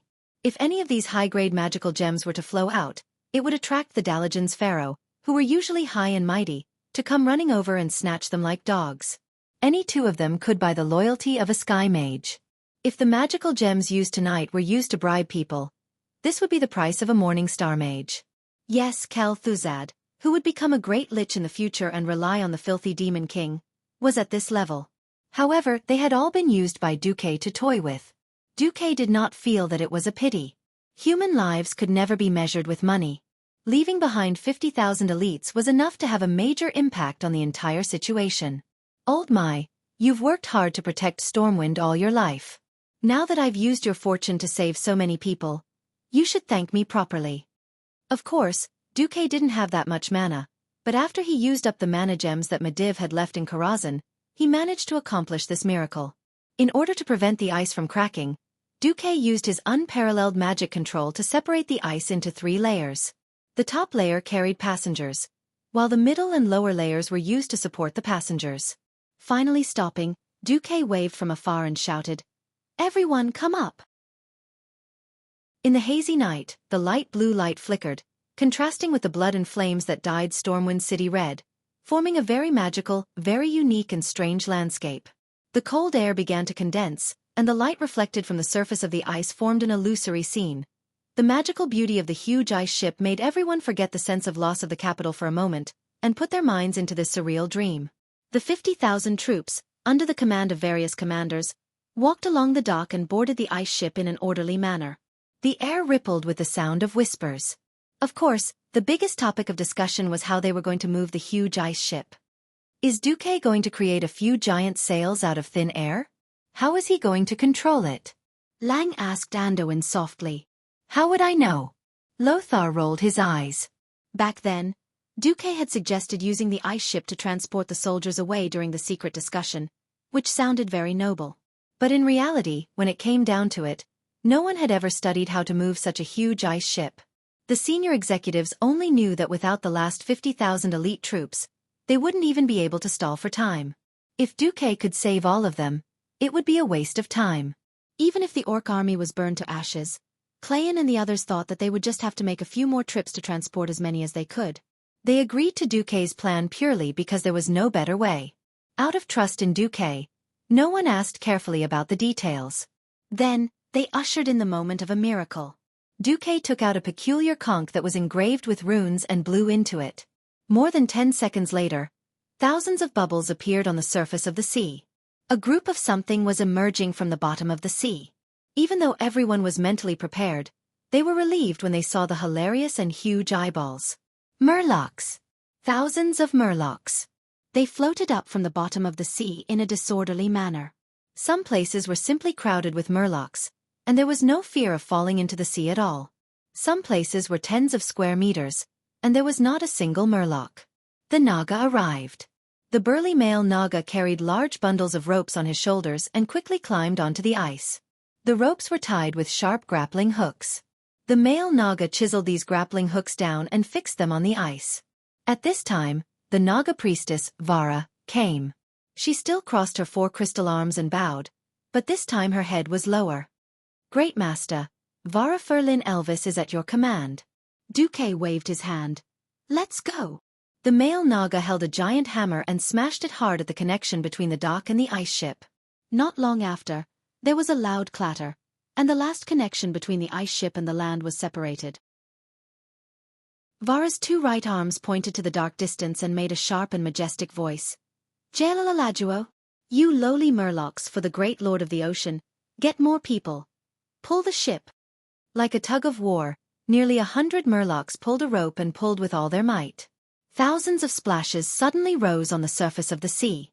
At first, it was very slow, but it finally began to feel like it was moving. In the distance, in the darkness of the night, the blurry mountains and the torch-like Stormwind City seemed to have moved. Everyone knew that it was not Stormwind City or Stormwind Port that moved, but the ice ship under their feet. The soldiers, who were still in shock, finally reacted. Woo woo woo! The veterans cried. Some of them had lived in Stormwind City since they were born. Not only them, but their fathers, grandfathers, and many generations of ancestors had all lived in Stormwind City. Now, even if it was a glorious retreat, they still could not suppress the disappointment in their hearts. Before, their lives were uncertain, but now that they were finally sure that they were safe, they finally did not need to control their feelings. Woo woo woo, wails sounded in the team. Under the siege of hundreds of thousands of ferocious orcs that could fight 10 against 1, heavily injuring the enemy and then retreating. This was a myth for the soldiers of Stormwind City, but for the militia, garrison, and even civilians who were not soldiers not long ago, it was a fairy tale, a magical fairy tale. Chapter 195. On the surface of the ice, a loud and clear song echoed. With the glory of Thoradin the Great, we rushed to the south, and planted the blue lion flag on the King's Valley. That is the symbol of humanity's great legacy. We put our fate in your hands, the golden lion flag. Ah, the golden lion, you are the symbol of dignity and nobility. You are the knight that symbolizes honor. Ah, Stormwind City, you are the fortress of pioneers, the bridgehead of humanity's civilization. No matter what enemy it is, you can defeat it. This song was originally an unknown tune from 1,000 years ago, but unknowingly, it became one of the military songs of Stormwind, and would be played during every break of military training. But now that it was sung by the warriors who had lost their country, there was an additional sense of sorrow and sorrow. To every warrior of Stormwind, only when they had truly taken back Stormwind City and reclaimed the Elven Forest would they be worthy of this military song. After more than half a year of suffering, the journey was full of bitterness. The warriors of Stormwind used their blood and tears to water every inch of land from the Red Ridge Mountains to the Elven Forest, and then to Stormwind City. Some lost their houses and fields, some lost their best friends of many years, some lost their wives and children, and what was worse was that they had lost their own capital. From now on, they were just stray dogs in the eyes of others. But no matter how strong the orcs were, they were not depressed. Because they had a great King Lang who had accompanied them until the very end. They had a great commander, Anduin, who was always encouraging them and leading them. They also had a great hero who had mysterious abilities and created one miracle after another, Xueqi. Tonight, all the suffering had temporarily come to an end. From the next dawn, they firmly believed that under the leadership of these heroes, they would finally win the war against the orcs. Sir Marcus, thank you. You are our benefactor, our hope. Thank you, I can finally live to see my wife and children. As Stormwind City disappeared into the horizon, the soldiers began to shout excitedly after surviving a disaster. The further away they were from Stormwind City, the more intense the flames were. If the sound at the beginning was just a trickle of spring water in the dense forest, then by the end, it had become a surging ocean. The sound waves were like huge waves set off by a hurricane, assaulting one's face. Xueqi, Lang, Bolvar, and the other higher-ups of the Storm stood side by side at the front of the ice ship. It was at this moment that they truly understood what it meant to be a tsunami. When 50,000 people crowded together and raised their swords to cheer and salute, the shocking scene was definitely unforgettable. It was not a military parade, nor was it an act on the scene, but a sincere expression of gratitude. King Lang smiled. Xueqi, make a platform for the soldiers to see you. Xueqi was a little embarrassed. He was in the limelight, wasn't he? Your Majesty, this? Lang smiled as he patted the huge block of ice that had frozen Black Hand's head. He then looked at the huge tribal flag and said, "These two things are enough for me. Besides, I've never cared about the reputation of a true hero being above mine. You see, I've never been the most famous person in the military." Lang was incomparably magnanimous. Anduin also egged Xueqi on. "Young man, Lang is preparing to make you do hard labor. If you don't go collect some interest first, I'm afraid you'll be miserable for a long time." Bolvar also smiled and nodded at Xueqi. Xueqi no longer hesitated. A huge ice prism beneath his feet lifted Xueqi straight up. Seeing Xueqi's robed figure, a huge wave of cheers rose into the sky. All of a sudden, the dark clouds dispersed, and the tranquil moonlight shone on the surface of the ice. It was as if the moon had heard the cheers and sneakily poked its head out to take a look. Long live Duke Marcus. Long live the great guardian of the storm. It was no exaggeration to say that Xueqi's blood was boiling at this moment. He suddenly felt that all the hard work and preparation he had put in for so long was all worth it. At this moment, the system notification sounded. Congratulations, host. Your reputation in Stormwind has been permanently fixed at worship. Even if you lose all your integrity in the future, the people of Stormwind will still believe you unconditionally. In that case, your integrity will be seen as a hypocritical state. Hypocritical state? What the hell was that? Xueqi did not have time to think too much. He came down after receiving 3 waves of cheers from the soldiers. Anduin then asked, "What do we do next? Your merfolk are going to drag us to South Shore just like that?" Xueqi could not help but laugh. How is that possible? It's not easy to maintain this big ice ship, and the waves in the deep sea will be a problem. It's summer now, and the high temperature will easily melt the ice. Bolvar's expression turned a little ugly. Damn it, we have almost no food and water. If the ice melts, won't it? Bolvar had already imagined the tragic scene of a group of people wearing armor and sinking straight into the sea. Xueqi took out a simple sea map and pointed to an island opposite Stormwind City. Our destination is here. The ice ship arrived at its destination early the next morning. It was a small island that was only 5 square kilometers in size. The biggest feature of the island was that it had a fresh water spring. The sea merchants who traveled between Stormwind City and Kul Tiras all knew of this nameless island. When there was a shortage of drinking water, most would choose to stop here to replenish their water. And now, there was enough bread to feed 50,000 people for half a month.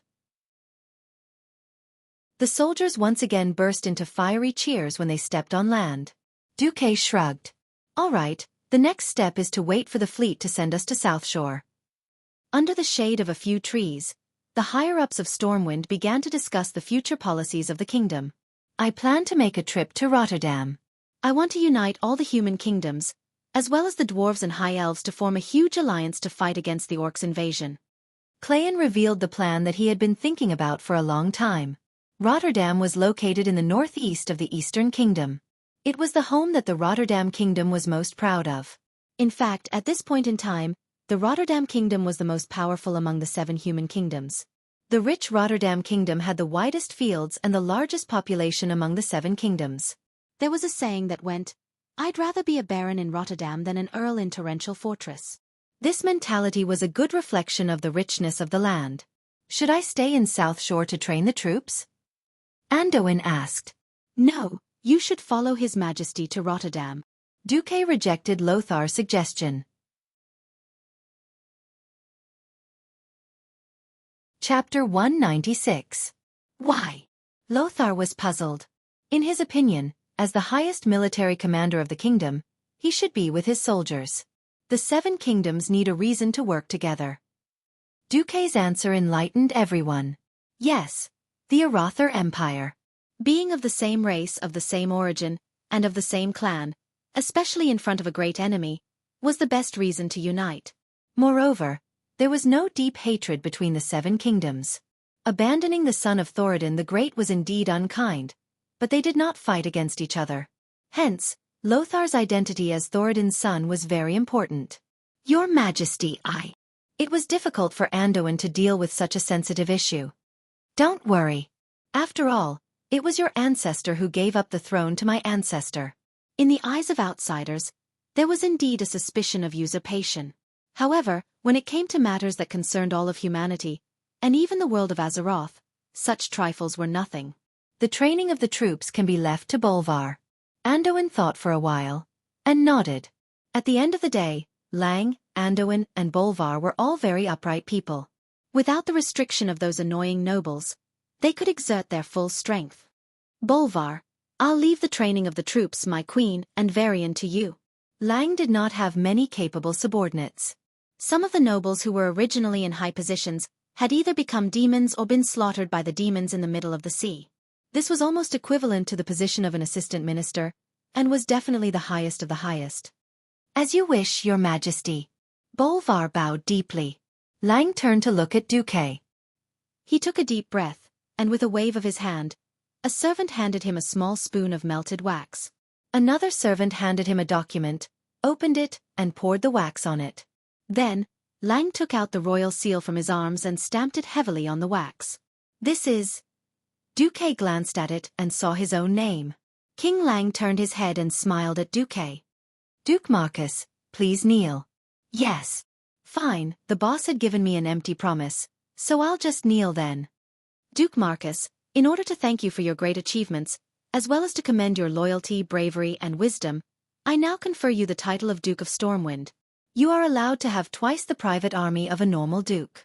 Your fief consists of the following: Eastvale Lumberyard in the north, Karazhan in the south, Mistmantle Manor in the west, and Triangle Junction in the east. I know that there are many places that have fallen to the orcs, but I believe that one day, we, the Stormwind, will reclaim this beautiful and fertile land. He thought it was over, but who knew it wasn't? You will be the commander-in-chief of the Stormwind Navy. You will be in charge of all naval ships, and you will be allowed to recruit no more than 1/5 of the Navy's total forces. Xueqi was visibly moved. The private armies of the nobles in Stormwind were strictly limited by class. Dukes were not allowed to have more than 5,000 men. Twice that was 10,000. This was a legal military force that could be put on the table. As for the fief, no one knew better than Xueqi how powerful Stormwind was later in the history.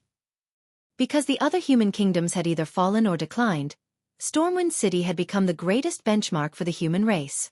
Stormwind absorbed a large number of refugees from the north, and the speed at which its soldiers grew was even more exaggerated than the undead scourge.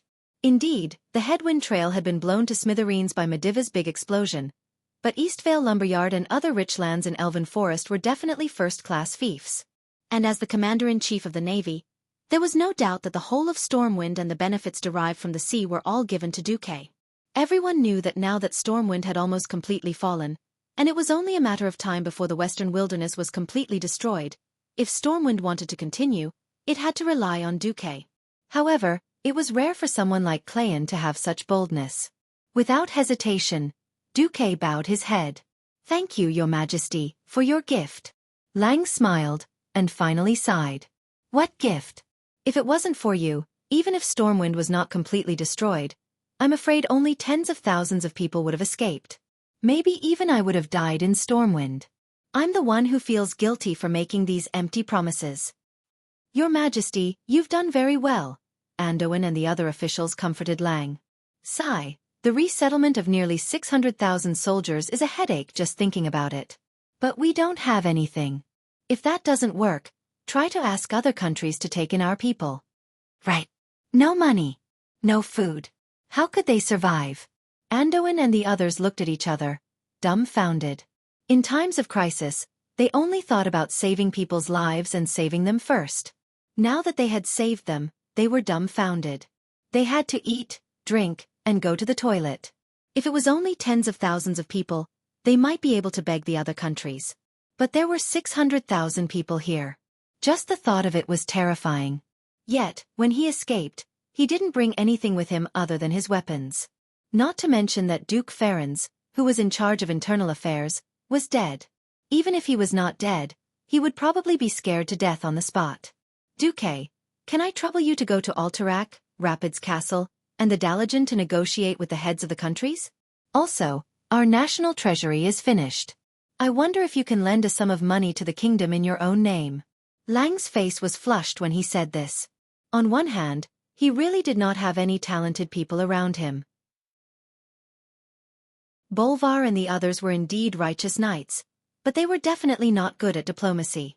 Moreover, if they were to go begging like beggars, it would be strange if the other side would have a good expression.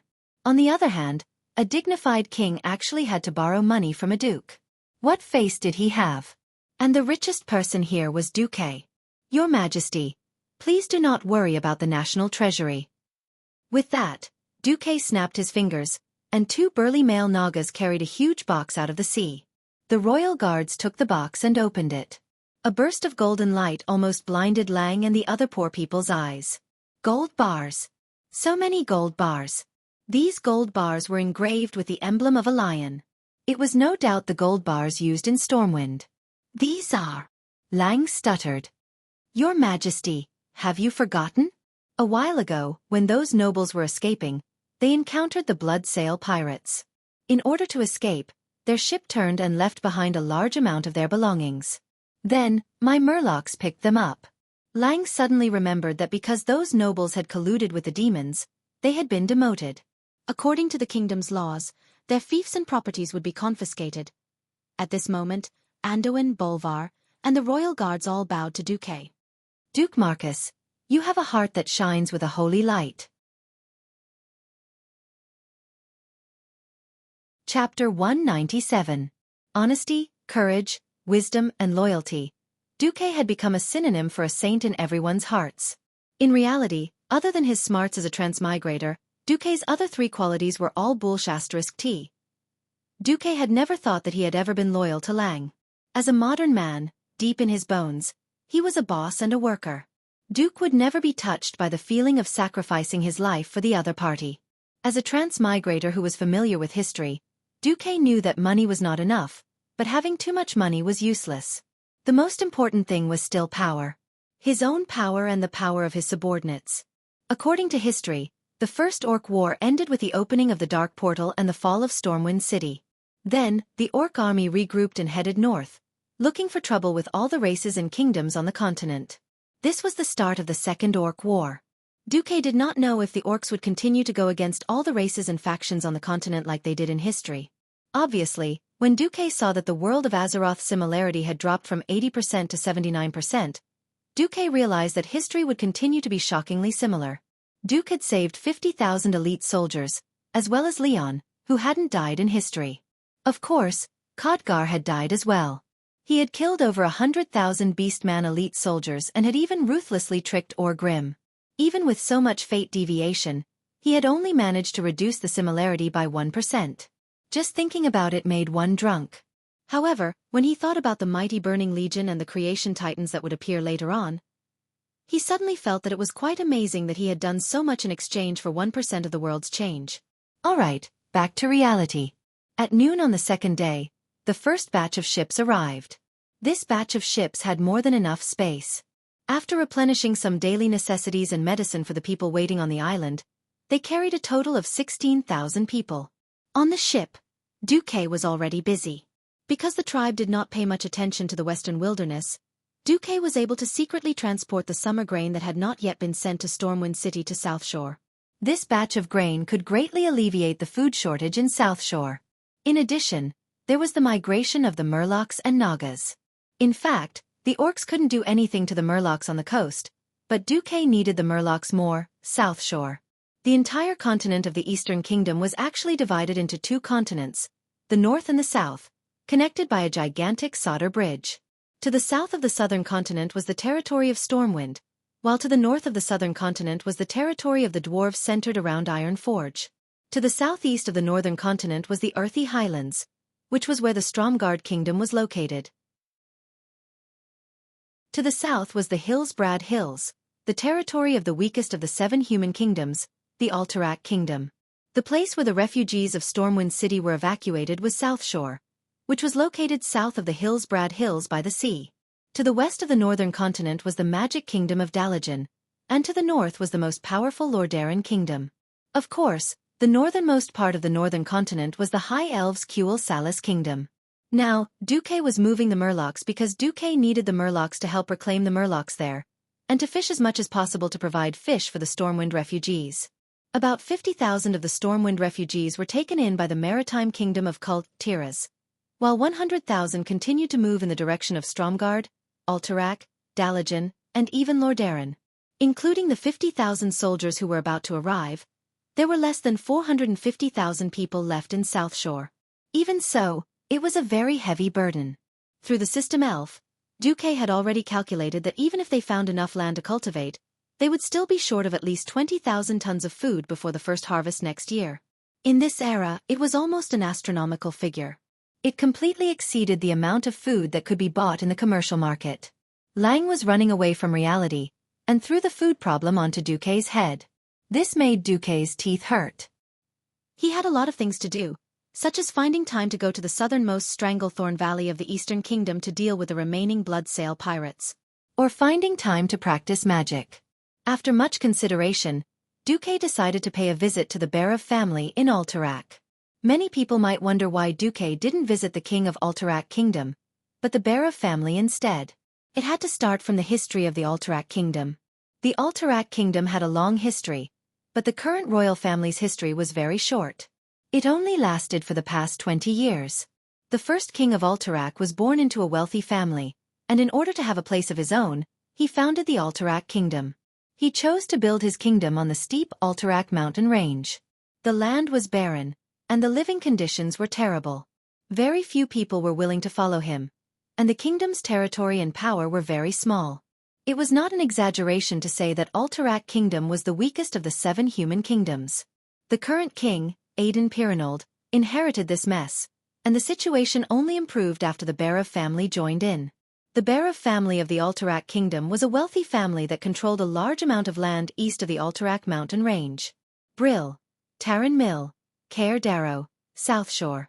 These places were all their fiefdoms. Their wealth surpassed that of the Alterac royal family. They had earthy blood, and the family lived in Caer Darrow County, which was an old castle of the earthy people. They continued this ancient and noble family bloodline. In fact, the Berev family was the one that Xueqi had been dealing with. From the very beginning, Xueqi had never set his sights on the other factions to get the food. The transportation of food in this era was terrible. Even the slightest bit of distance would result in a 50% loss of food. The only thing that Xueqi felt lucky about was that most families had the habit of storing food because the harvest was not stable. As long as he could settle the rich Berev family, he would not have to worry about food until next year. A week later, Lang and Xueqi's group arrived at South Shore. Ryan was very surprised by the expanded South Shore. There was a stone pier built according to the standards of Stormwind City, and there were neat wooden houses as far as the eye could see from the entrance of South Shore. There were medical, food, fire protection, toilets, and all kinds of living facilities available. There was even a huge wooden wall being built. But after comforting the people, Lang hurried on the road to Lordaeron. Xueqi left Windsor to help him train his private army while he brought Makarov and the others to Caer Darrow County to meet Alex Berev, Aiden's best friend, and now Duke Berev. Chapter 198. Just as Xueqi arrived at South Shore and was about to visit the Berev family, something huge happened in the tribe. Judgment! Traitor! Orgrim! You disgrace to the beast men! Hey wolf! Hey wolf! Hey wolf! The clamor filled the entire camp. Every tribal warrior's eyes were bloodshot because of anger. Their necks seemed to be stuffed with 2 dicks, thick and red. They opened their mouths full of fangs and roared at the top of their lungs. At the center of the hall was Orgrim, who was kneeling on both knees. He was once the assistant of the great chief, but now he was a traitor in the eyes of the beastmen. The horn that was used to summon the great chief was still sounding. It sounded as though it was mourning the death of the great chief, but it also seemed like it was trying to awaken the anger in the beastmen's hearts. Countless pebbles of all sizes were thrown at Orgrim, who was kneeling on the ground. These stones were the size of a human fist, and when they hit Orgrim's face, they were not fatal, but they were painful. However, the physical pain could not surpass the pain in his heart. It was the pain of losing 100,000 elites. It was the pain of the unknown fate of the beastmen. It was the pain of knowing that Gul'dan would lead the beastmen to destruction once he returned. Orgrim's mind was still replaying the scene of that day. His good friend Durotan's smile was still echoing in his mind. That day, Durotan came. He told the Hammer of Destruction everything he knew, the contract with the Demon Lord, the origin of Gul'dan's power, and the betrayal of the clans under the control of the Shadow Council. The final and humiliating end that awaited the beastmen was that they would be thrown as bait to the demons of the Burning Legion. As Orgrim listened, he tried his best to keep his wide face cold, making his aura and posture befitting of the assistant of the great chief. However, in his thick chest, his heart was beating violently, as though his famous Hammer of Destruction was beating on human flesh. Was this true? This sounded like a story spouted by an idiot who went through the dark portal and was messed up by the unknown energy in the void. Demons? Dark contract? What a joke! However, this was what Durotan had said. Durotan was not only the smartest, bravest, and most honorable chief of the tribe. He was also an old friend that Orgrim had trusted with his life more than once, and he had repaid Orgrim's trust with his greatness, courage, and integrity more than once. If these words were spoken by any other orc, Orgrim would definitely teach them a lesson with his hammer. If the one who said this was Durotan, then Orgrim's answer would be trustworthy. In the following days, Durotan paid the price for his integrity and loyalty to the tribe with his life. He and his wife, Draka, had been assassinated by the Shadow Council. Whenever he recalled this scene, Orgrim's steady hands would tremble uncontrollably. Orgrim couldn't help but ask himself, am I going to die? Should I die in such a cowardly manner as a traitor? No, there's a lot I haven't done yet. If I die like this, then no one will be able to control Gul'dan. This true traitor will lead the entire tribe into the abyss of death and shamelessly sell the souls of all orcs to the demons. Thinking of this, Orgrim suddenly let out an earth-shattering roar. I am not a traitor. Orgrim's voice was so loud that it was like a clap of thunder. It actually suppressed the clamor of the thousands of orcs present. Every orc's face froze. Their roars were suppressed into their throats, unable to come out. If you're not a traitor, then who is? A deep voice rang out. This voice had an inhuman coldness to it, as though the owner of this voice was temperamental. Kilrog Deadeye, the chief of the Bloodloop tribe. Due to the unexpected death of the chief, he had no choice but to temporarily hand over the army to his deputy and lead his personal guards back. With the Blackrock tribe suffering heavy losses, the authority of the Bloodloop tribe had undoubtedly increased. Among the chiefs of the dozens of tribes present, his authority could be ranked in the top 3. Orgrim stood up proudly and fearlessly looked Kilrog's remaining eye in the eye. For a moment, Orgrim's words were on the tip of his tongue. He almost said, Gul'dan is a traitor. But at this moment, Duke's face, which always had a mysterious smile on it, appeared in Orgrim's mind. Duke Marcus, the most powerful human mage, the most cunning strategist. He was the one who orchestrated all of this. He was the one who put the 100,000 orcs to death. He was the one who killed the chief. If not for him, perhaps the orcs would have had to put in more effort, but they definitely wouldn't have won such a Pyrrhic victory. Orgrim also had an even clearer understanding. The only person who could deal with the existence of the mystical realm was Gul'dan, who was also a mystical. Whether it was him or the other chiefs, they couldn't do anything to Duke. Thinking of this, Orgrim forcefully swallowed his words and instead let out a maniacal laugh. Ha ha ha ha, ha ha ha ha. Kilrog, you make me feel like a joke. Why do you think I'm a traitor who killed 100,000 of my own people for the sake of the humans? Why would you rather believe the lies of the humans than the loyalty of a orc? Why would you believe a despicable mage who set fire to us orcs again and again? Orgrim's rebuttal stunned the chieftains and the thousands of leaders around him. Orgrim's direct accusation that the arsonist was Duke was not wrong at all. Grom Hellscream roared as he strode forward. Then how do you explain the fact that more than one orc who survived in the area testified that the chief called you a traitor before he died?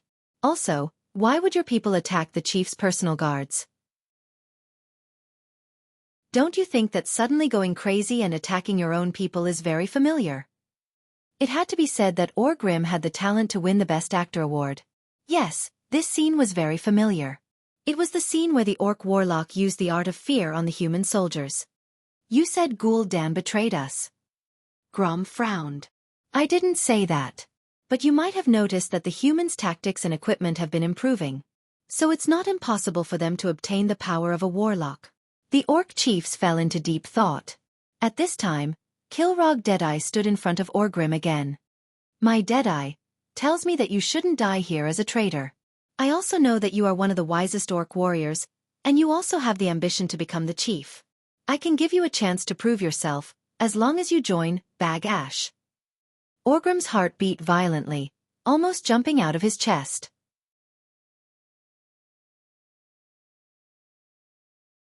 Chapter 199. Even Duque didn't know that because he had tricked Orgrim, it had caused Orgrim to invoke a ritual that had never appeared in any history. Bagrash. This was a ritual for orcs who were suspected of being traitors to prove their reputation. The ritual was very simple, violent, and bloody. That was, under the witness of at least 100 orc warriors, 7 recognized warriors would stab 7 daggers into the body of the ritual participant. The daggers couldn't cause fatal wounds, they couldn't injure the tendons or bones, and they couldn't injure the internal organs. Then the participant would have to fight a duel to the death with a recognized warrior, usually a tribe chief, while having 7 daggers stabbed into their body. Only by winning the duel would the participant be considered to be cleared of suspicion and their reputation restored. No one knew why Kilrog would suggest letting Orgrim participate in Bagrash. If one had to force a reason on Kilrog, it would be his dead eye that could no longer see. Kilrog was born into the Bloodring clan of Draenor. When his clan was about to be exterminated by the Crowmen, Kilrog unwillingly bowed his head and admitted defeat. Under the arrangements of his sickly father, he followed the clan's ancient tradition. He found the hidden chamber that was named after his clan, and carried out the terrifying ritual of sacrificing his left eye in exchange for seeing his future.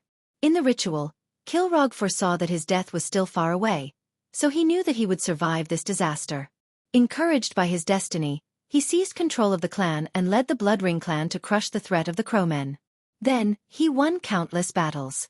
In the following years, he slaughtered any dissidents, and even his closest kin couldn't escape the death penalty. He had always hoped that his destiny would come to him step by step. Although orcs were rude and unreasonable, most of them were superstitious. In the current situation where there were no shamans in the tribe's camp, Kilrog's dead eye became quite convincing. Without hesitation, Grom Hellscream, Samuro, and the other high-ranking warriors all agreed to Kilrog's proposal. Orgrim Doomhammer. Are you going to accept Bagrash in order to prove your innocence? Gilrog's voice was cold, but it also carried a kind of sharp pressure.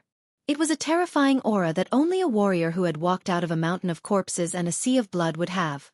He was old, but no one could deny that he was still one of the strongest warriors in the tribe. I accept. Orgrim stood under the doubtful gazes of countless orcs. Not only do I accept it, but I also request that when you accept Bagash, you also activate Makara. Hiss. Countless orcs sucked in a breath of cold air. This meant that Orgrim had to accept challenges from at least 7 chieftain-level warriors while being stabbed 7 times. He could only stop when there were no more challengers. Of course, if Orgrim succeeded, he would become the second great chief of the Horde after Blackhand. Every orc's broad face was filled with unconcealable shock. Either Orgrim was a madman, or he would become the strongest warrior in the history of the Horde. Come!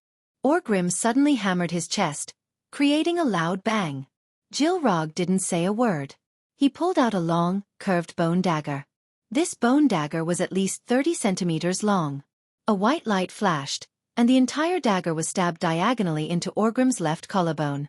It pierced through Orgrim's muscles that were as thick as city walls, and came out from the back of his left shoulder blade. Blood splattered everywhere. It was a ghastly sight. Phew! Orgrim didn't even groan in pain. He merely clenched his fists. Gromhell roared and charged forward. His face was expressionless as he pierced through Orgrim's right arm with his dagger, only avoiding the tendons and bones. Ugh! Orgrim let out a low groan. Swordmaster Samuro of the Fireblade clan followed behind and pierced Orgrim's right thigh with his dagger. Then the 4th, 5th, and 7th warrior went up. Every one of them left a dagger on Orgrim's body. At this moment, Orgrim had become a hedgehog covered in blood. Who is willing to use Orgrim Doomhammer's life to prove their bravery? Who is willing to obtain this Doomhammer fair and square? Orgrim's roar was as loud as a bell, and it reverberated in all directions. Not many beastmen would be willing to kill a beastman who might be dishonorable unless they could obtain real benefits from him. Coincidentally, Orgrim had it. Not many beastmen could resist the temptation of Doomhammer, especially after Orgrim used it to kill no less than 500 warriors of various races. Ogres, giant lizards, land dragons, and human army commanders. Orgrim used his illustrious battle records to indirectly prove the power of this hammer. Suddenly, a flag was thrown into the middle of the field. I, Galil of the Shattered Sand clan, stake my honor to fight you. Looking at this opponent who was more than a head taller than him, Orgrim was a little disappointed. This was the chief of a small clan with only a few hundred people, but as a suspected traitor, he really couldn't ask for more. In the sky, rolling clouds surged. On the ground, a horn sounded. Whether it was Makara or Bagash, nothing could attract the attention of the beastmen more than the bloodiest and most passionate battle. Only those who dared to face death would be recognized by the beastmen who valued martial arts. Only this most primitive and most unsophisticated battle could truly wash away Orgrim's suspicions. Come! Orgrim roared, and the little chief, Galil, rushed over. Bang! Bang! Galil's heavy footsteps could be heard on the solid ground. Galil's momentum gave people the illusion that a mountain was collapsing. Die-dash! Galil bared his teeth and slashed with his huge machete. It was powerful enough to cut Orgrim in half with one slash.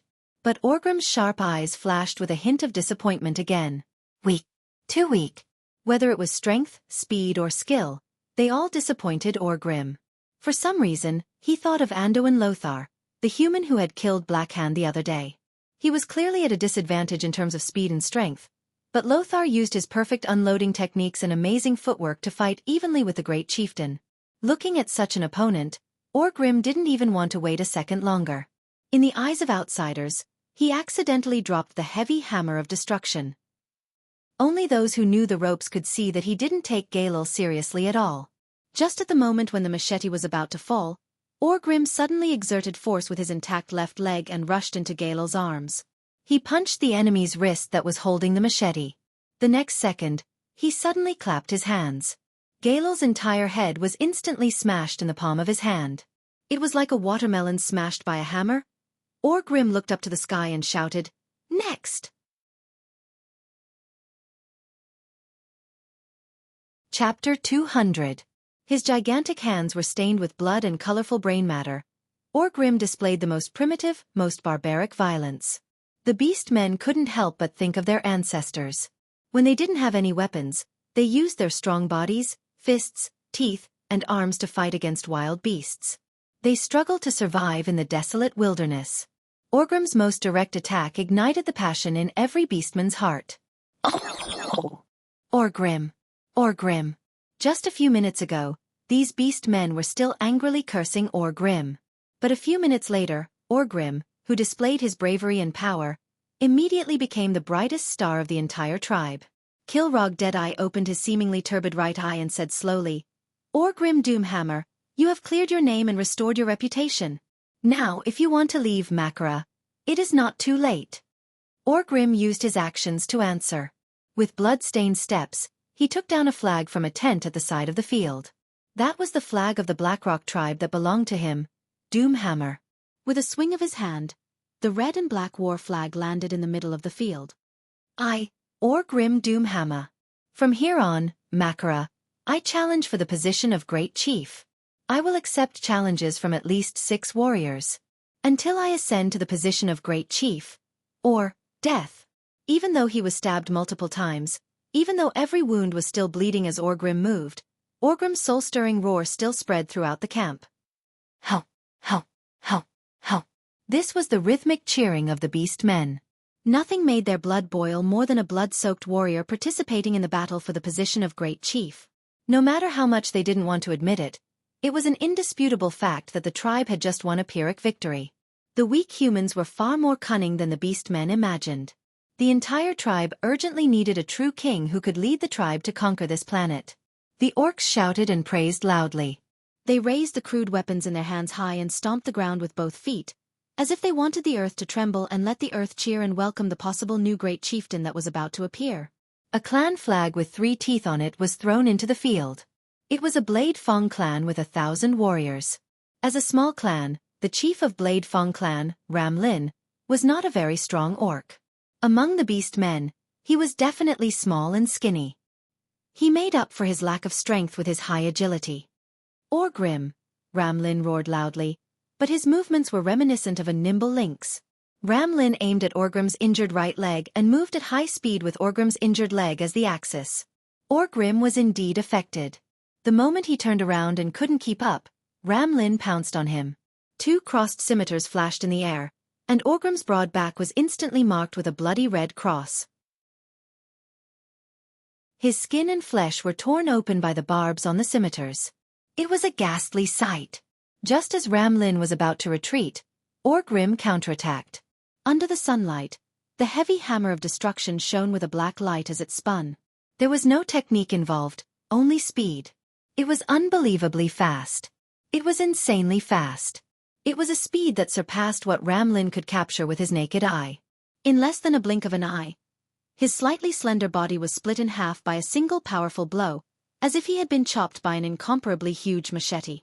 Time seemed to have frozen. Ram Lin's chest and lower body were still floating in the air, but his abdomen that was hit instantly exploded into a rain of flesh and bone, exploding in the direction of the hammer's strike. After what seemed like 3 seconds, Ram Lin's eyes, which were still filled with disbelief, fell into a pool of blood along with his eyeball. Killing with 1 strike, domineering. Next! Orgrim's loud voice was no different from a drum in the orc's ears. Another flag was thrown into the field. A minute later, another wound appeared on Orgrim's shoulder, and another corpse appeared on the ground. Next! It was the same killing with 1 strike, the same voice, and the same tone that never changed. But with the corpses of the 3 tribal chiefs as the foundation, Orgrim's shout had a different meaning. The tribal chiefs who thought that they were the weaker ones replied with silence. At this moment, there was no longer any hope in their hearts. Even though the orcs who were watching were all fired up.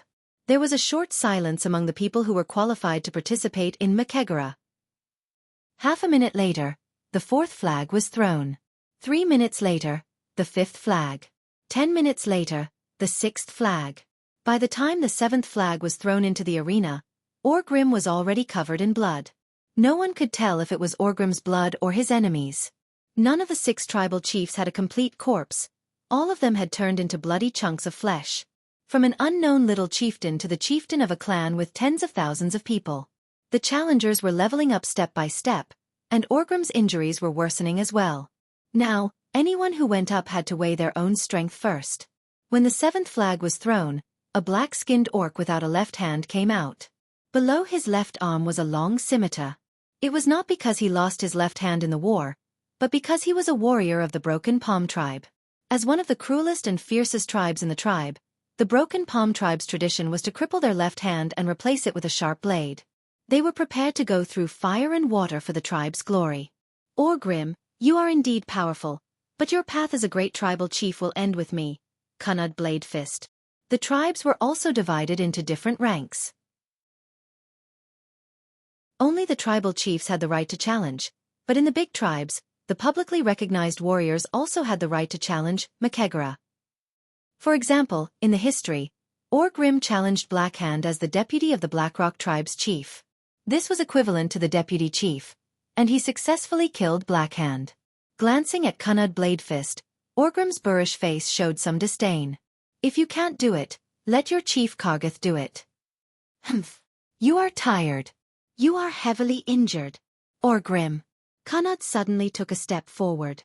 With your temperament, you are only fit to take advantage of heavily injured opponents. The mockery on Orgrim's face intensified.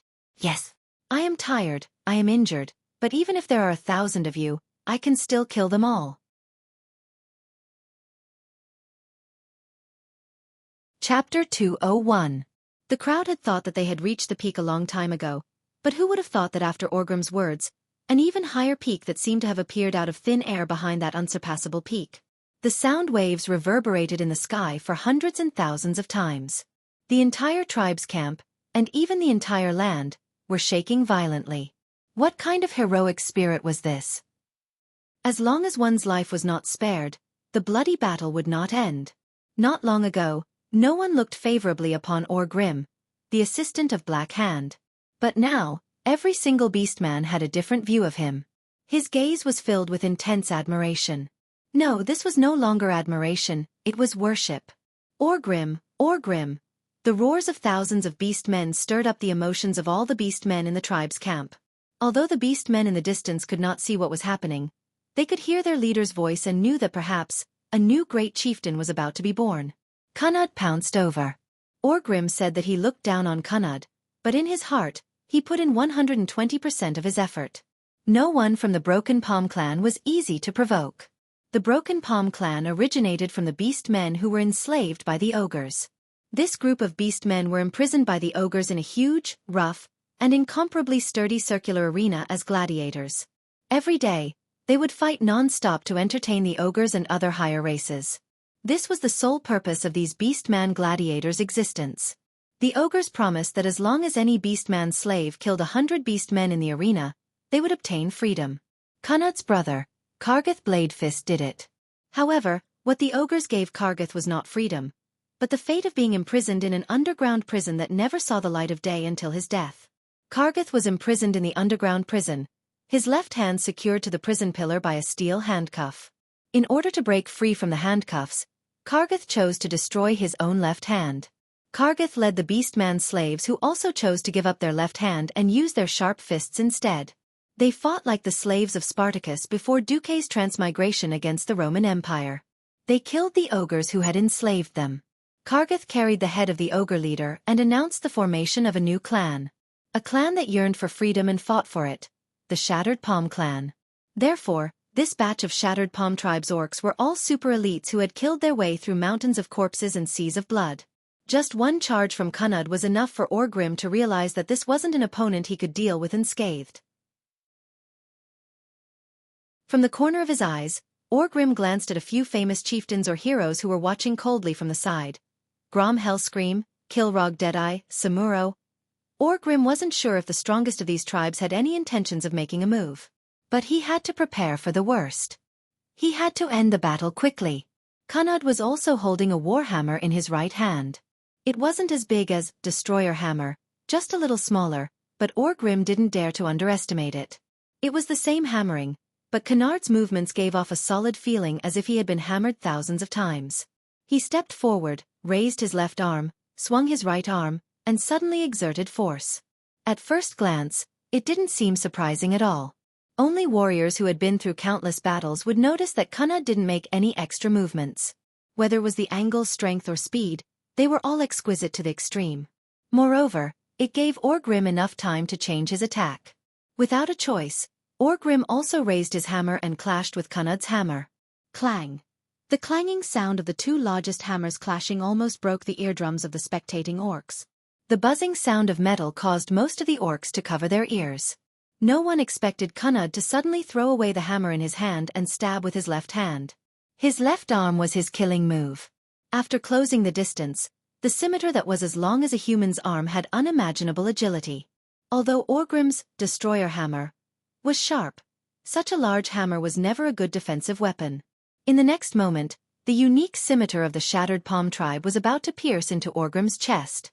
At this moment, a huge hand the size of a palm leaf fan suddenly blocked in front of the scimitar.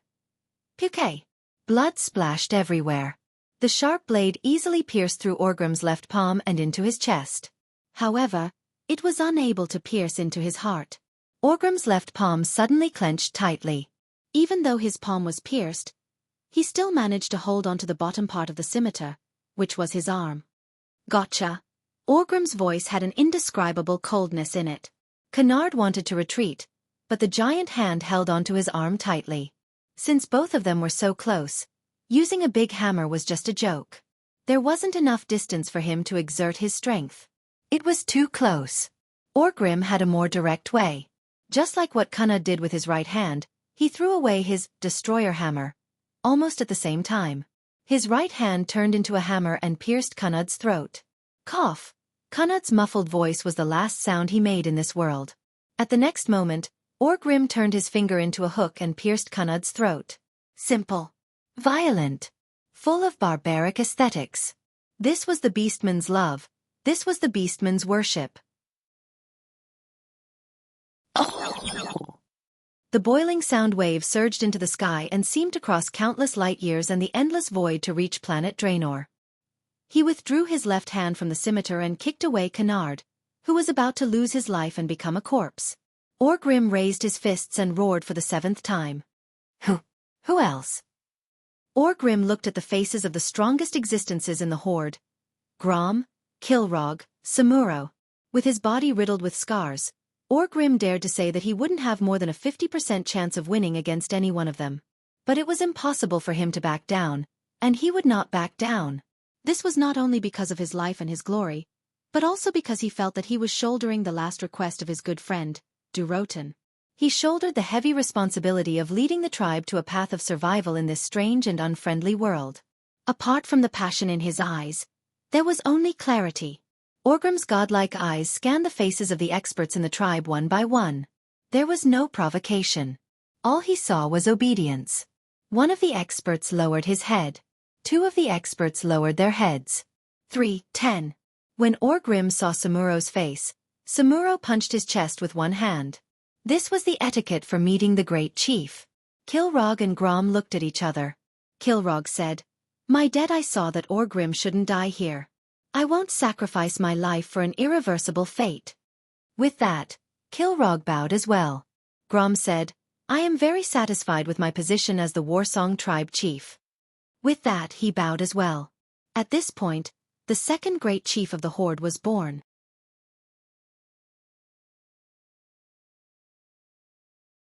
Chapter 202. Caer Daroshire, northeast of the Hillsbrad Hills.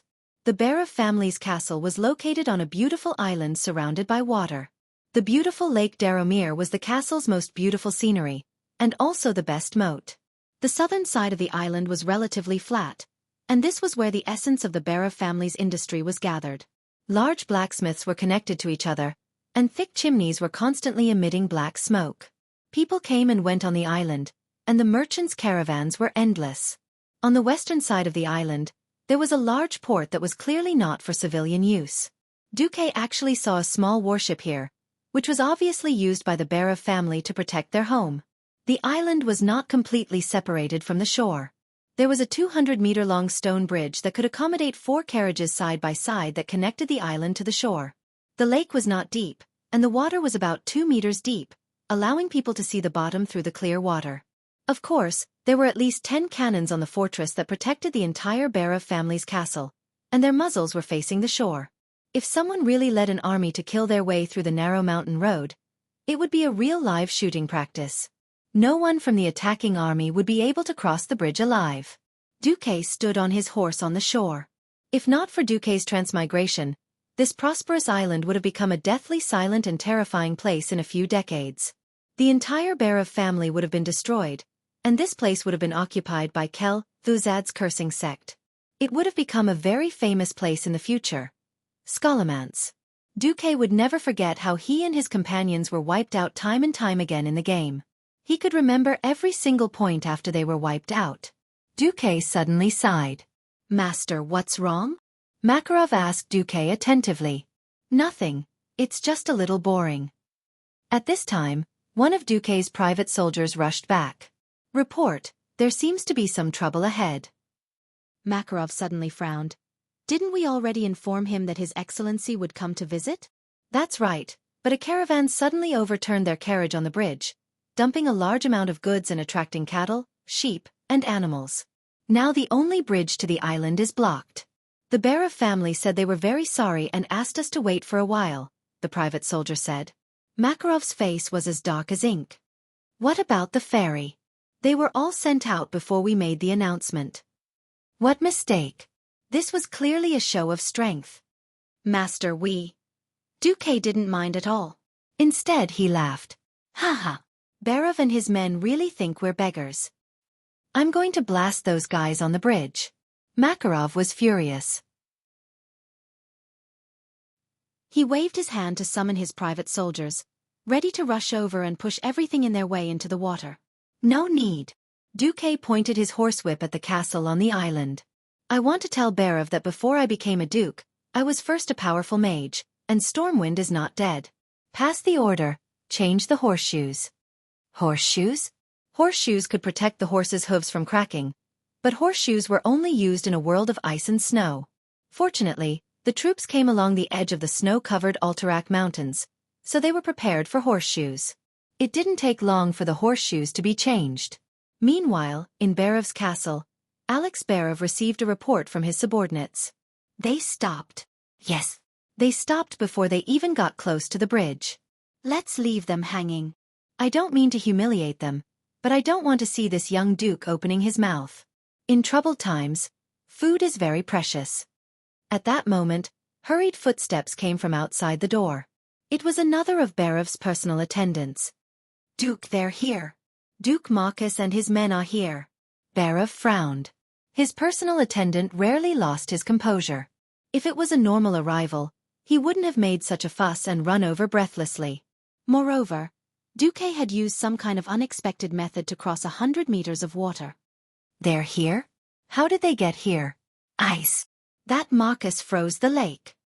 Hearing his subordinate's report, Duke Barav quickly left the room and went to the other side of the castle, which was a terrace close to the bridge to the south. He saw a scene that he would never forget. Above his head, the warm sun. In front of him, a kilometer of ice. Darlong Mill Lake, which Kair Darrow Castle relied on as a barrier, was completely frozen. A group of people galloped on the slippery ice, heading straight for the castle. The rumbling of the horses alarmed countless people who were working on the island. Not far away, Duke Barav saw that his guard captain was stupefied. He clearly held the alarm bell in his hand, yet he didn't know whether to ring it or not to ring it. Fortunately, at the last moment, the captain saw Duke Barav. The Duke heaved a long sigh and made a beckoning gesture. The captain was relieved. Open the gate. Welcome, distinguished guest. In fact, in order to pretend to be in a hurry, the gate was always open. However, having guards lined up to welcome him was completely different from not having guards lined up. As if he was waiting for the guards to line up, the moment the Barav family's private army finished lining up and blew the welcome horn, Duke arrived. Xueqi knocked on the horse's belly, and a tall pure white steed galloped over the frozen lake. At this moment, Xueqi did not look like a mortal at all against the backdrop of the falling snow. He wore a white mage crown with purple patterns on the top and a white Stormwind robe with blue edges, fluttering in the wind. At his waist was a belt brimming with a baleful aura and exuding a mysterious blue arcane radiance. At his waist was a strange ornament faintly flickering with lightning, which was even more dazzling. The pure white cloak he wore fluttered in the wind and snow, and the golden rune patterns embroidered on the cloak could be vaguely seen. Although he looked like a gentle and elegant young man, he gave people the feeling that he was a god who walked out of the snowstorm. Stepping on the ice, Xueqi's warhorse neighed even more. However, this appearance startled Duke Barav, who came out to welcome him. Next to him, Makarov grabbed the reins of his horse, jumped off lightly, and immediately announced, Duke Marcus, the court mage of Stormwind, the Duke of Karazhan, the destroyer of hundreds of thousands of orcs. Next to him, 4 carriages were lined up. Xueqi's private army quickly opened the boxes in the carriages. 2 carriages of golden bars, and 2 carriages of frozen orc heads. Duke Barav's eyelids twitched.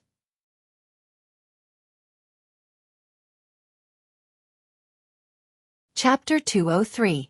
Duke Barav was not young. In his life, he had seen many different kinds of people. There were thieves, bandits, trolls, and nobles. He had never seen a person so domineering and overbearing. But he was not blindly domineering. At least he came with wealth. Give my friends wealth and give my enemies death? Narrowing his eyes, he looked at the long carriages behind Xueqi. Even if he did not want to admit it, Duke Berov had to say, "This little guy is well prepared." Recalling the information on Duke Marcus, the boy who rose miraculously, Berov felt a headache. He was too young, and his status was too high. If Duque was a title passed down from his ancestors, Duke Berov could still treat Duque like a junior. But obviously, Duque was not. Last summer, at the age of 14, he was selected to become a magic apprentice at the Storm Royal Magic Academy in the East County Abbey. In the same year, at the admission ceremony, he became an official Earth Mage with unparalleled talent and rejected the request of Medivh, the guardian of Azeroth, to take him as a disciple. Later, it turned out that Duque was right, because he was sensitive to Medivh's demonic aura. That was not all. In the next few months, he single-handedly conquered a small Naga clan from somewhere and controlled nearly 10,000 murlocs. He opened up a route between Stormwind City and the Western Wilderness in one fell swoop, and opened up a Pearl route that earned tens of thousands of dollars a day. But there was still more to come. When Medivh was controlled by Sargeras and opened the Dark Portal, Duque, who was only 15 years old, fought his way into Karazhan with the famous Anduin Lothar, killed Medivh, and kicked Sargeras into the bottomless abyss. After that, whether it was burning 100,000 beast men, luring and killing the tribal chief, or using a huge ice ship to rescue 50,000 Stormwind Kingdom's elite soldiers, everything Duke did could be called a miracle. Unfortunately, there were a lot of witnesses and material evidence for everything, so there was no room for any falsification. No, it should be said that the scene of the frozen sea was witnessed by Duke Berov himself. This was indeed. That's amazing. Master Marcus, how did you seal the lake's surface with ice? How is the energy output of the ice elemental realm balanced? What about magic coordination? A spell? Is it purely the ice element, or is it combined with the arcana element? Hearing the familiar female voice beside him, Duke Berov felt a headache. Sorry, I'm so excited. I haven't introduced myself. I am Janice Berov, mistress of the Berov family. Of course, before that, I was a sky mage. The junior sister of Dalaran's archmage Antonidas. The elegant lady sold Duke Berov out completely the moment she opened her mouth. That's right. Magic first or husband first? Was there a need to ask? Of course it was magic. Ignoring the black lines on her husband's forehead, Madame Janice, like a fan, approached Duque, who had just dismounted from the horse, and asked him about this and that. Well, before the negotiations started, the Berov family had already lost 20%. Duke Berov was embarrassed and could only cough twice. Dear, don't you think it is very rude to leave an honored guest at the door? Yes. Let's go inside and talk. Janice was so enthusiastic that she almost pulled Duque's hand and dragged Duque inside.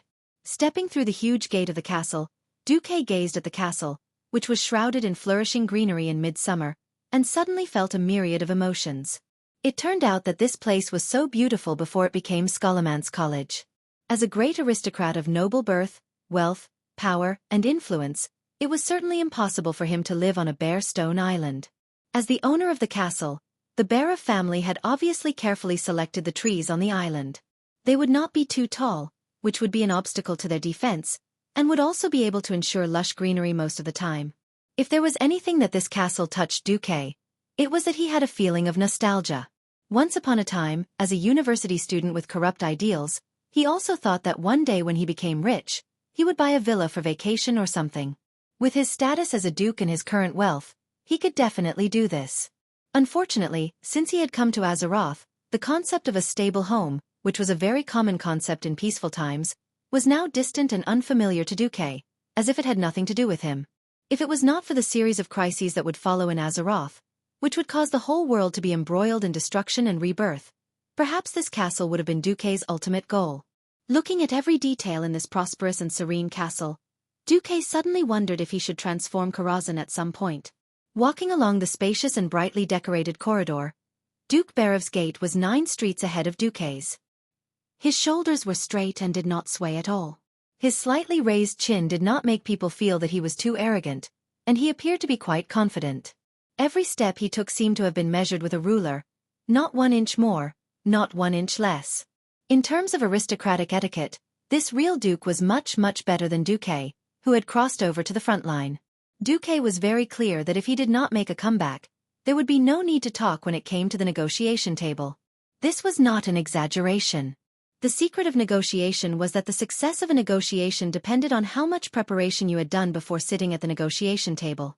You had to use what you had and what the other party wanted to whet the other party's appetite. If you lost too much before sitting at the negotiation table, no matter how much effort you put in, it would be looked down upon and disregarded.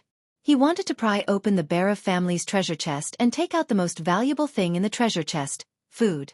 First, he had to grasp the Bear of family's weak spot. If he could not do this, any groveling, kneeling, and crying would be meaningless. Unless he led an army to rob it, he would not be able to get a single grain from the Bear of family's granary. Fortunately, Xueqi knew what to do next. Of course, before that, Xueqi gently activated his magic circuit. This was definitely a common thing among mages. Many mages like to continuously absorb the elemental molecules in the atmosphere, and even gradually condense the purer magic power into better circuits to replace the old or broken circuits in their bodies. But what Xueqi did was a little exaggerated. In just a second, Xueqi had scanned all the magic traps within a 300-meter radius with the system elf. Lady Janice could clearly feel that in that instant, the magic traps and magic circles that she had originally controlled all deviated slightly. It was not that she did not want to regain absolute control of these magic circles, but the magic circles seemed to be afraid of her and cowered away from her. She suddenly realized that as long as Xueqi wanted to, his uncontrollable power would dominate and take over everything in an instant. You're tuning in to the Xueqi's Martial Arts Saga YouTube channel.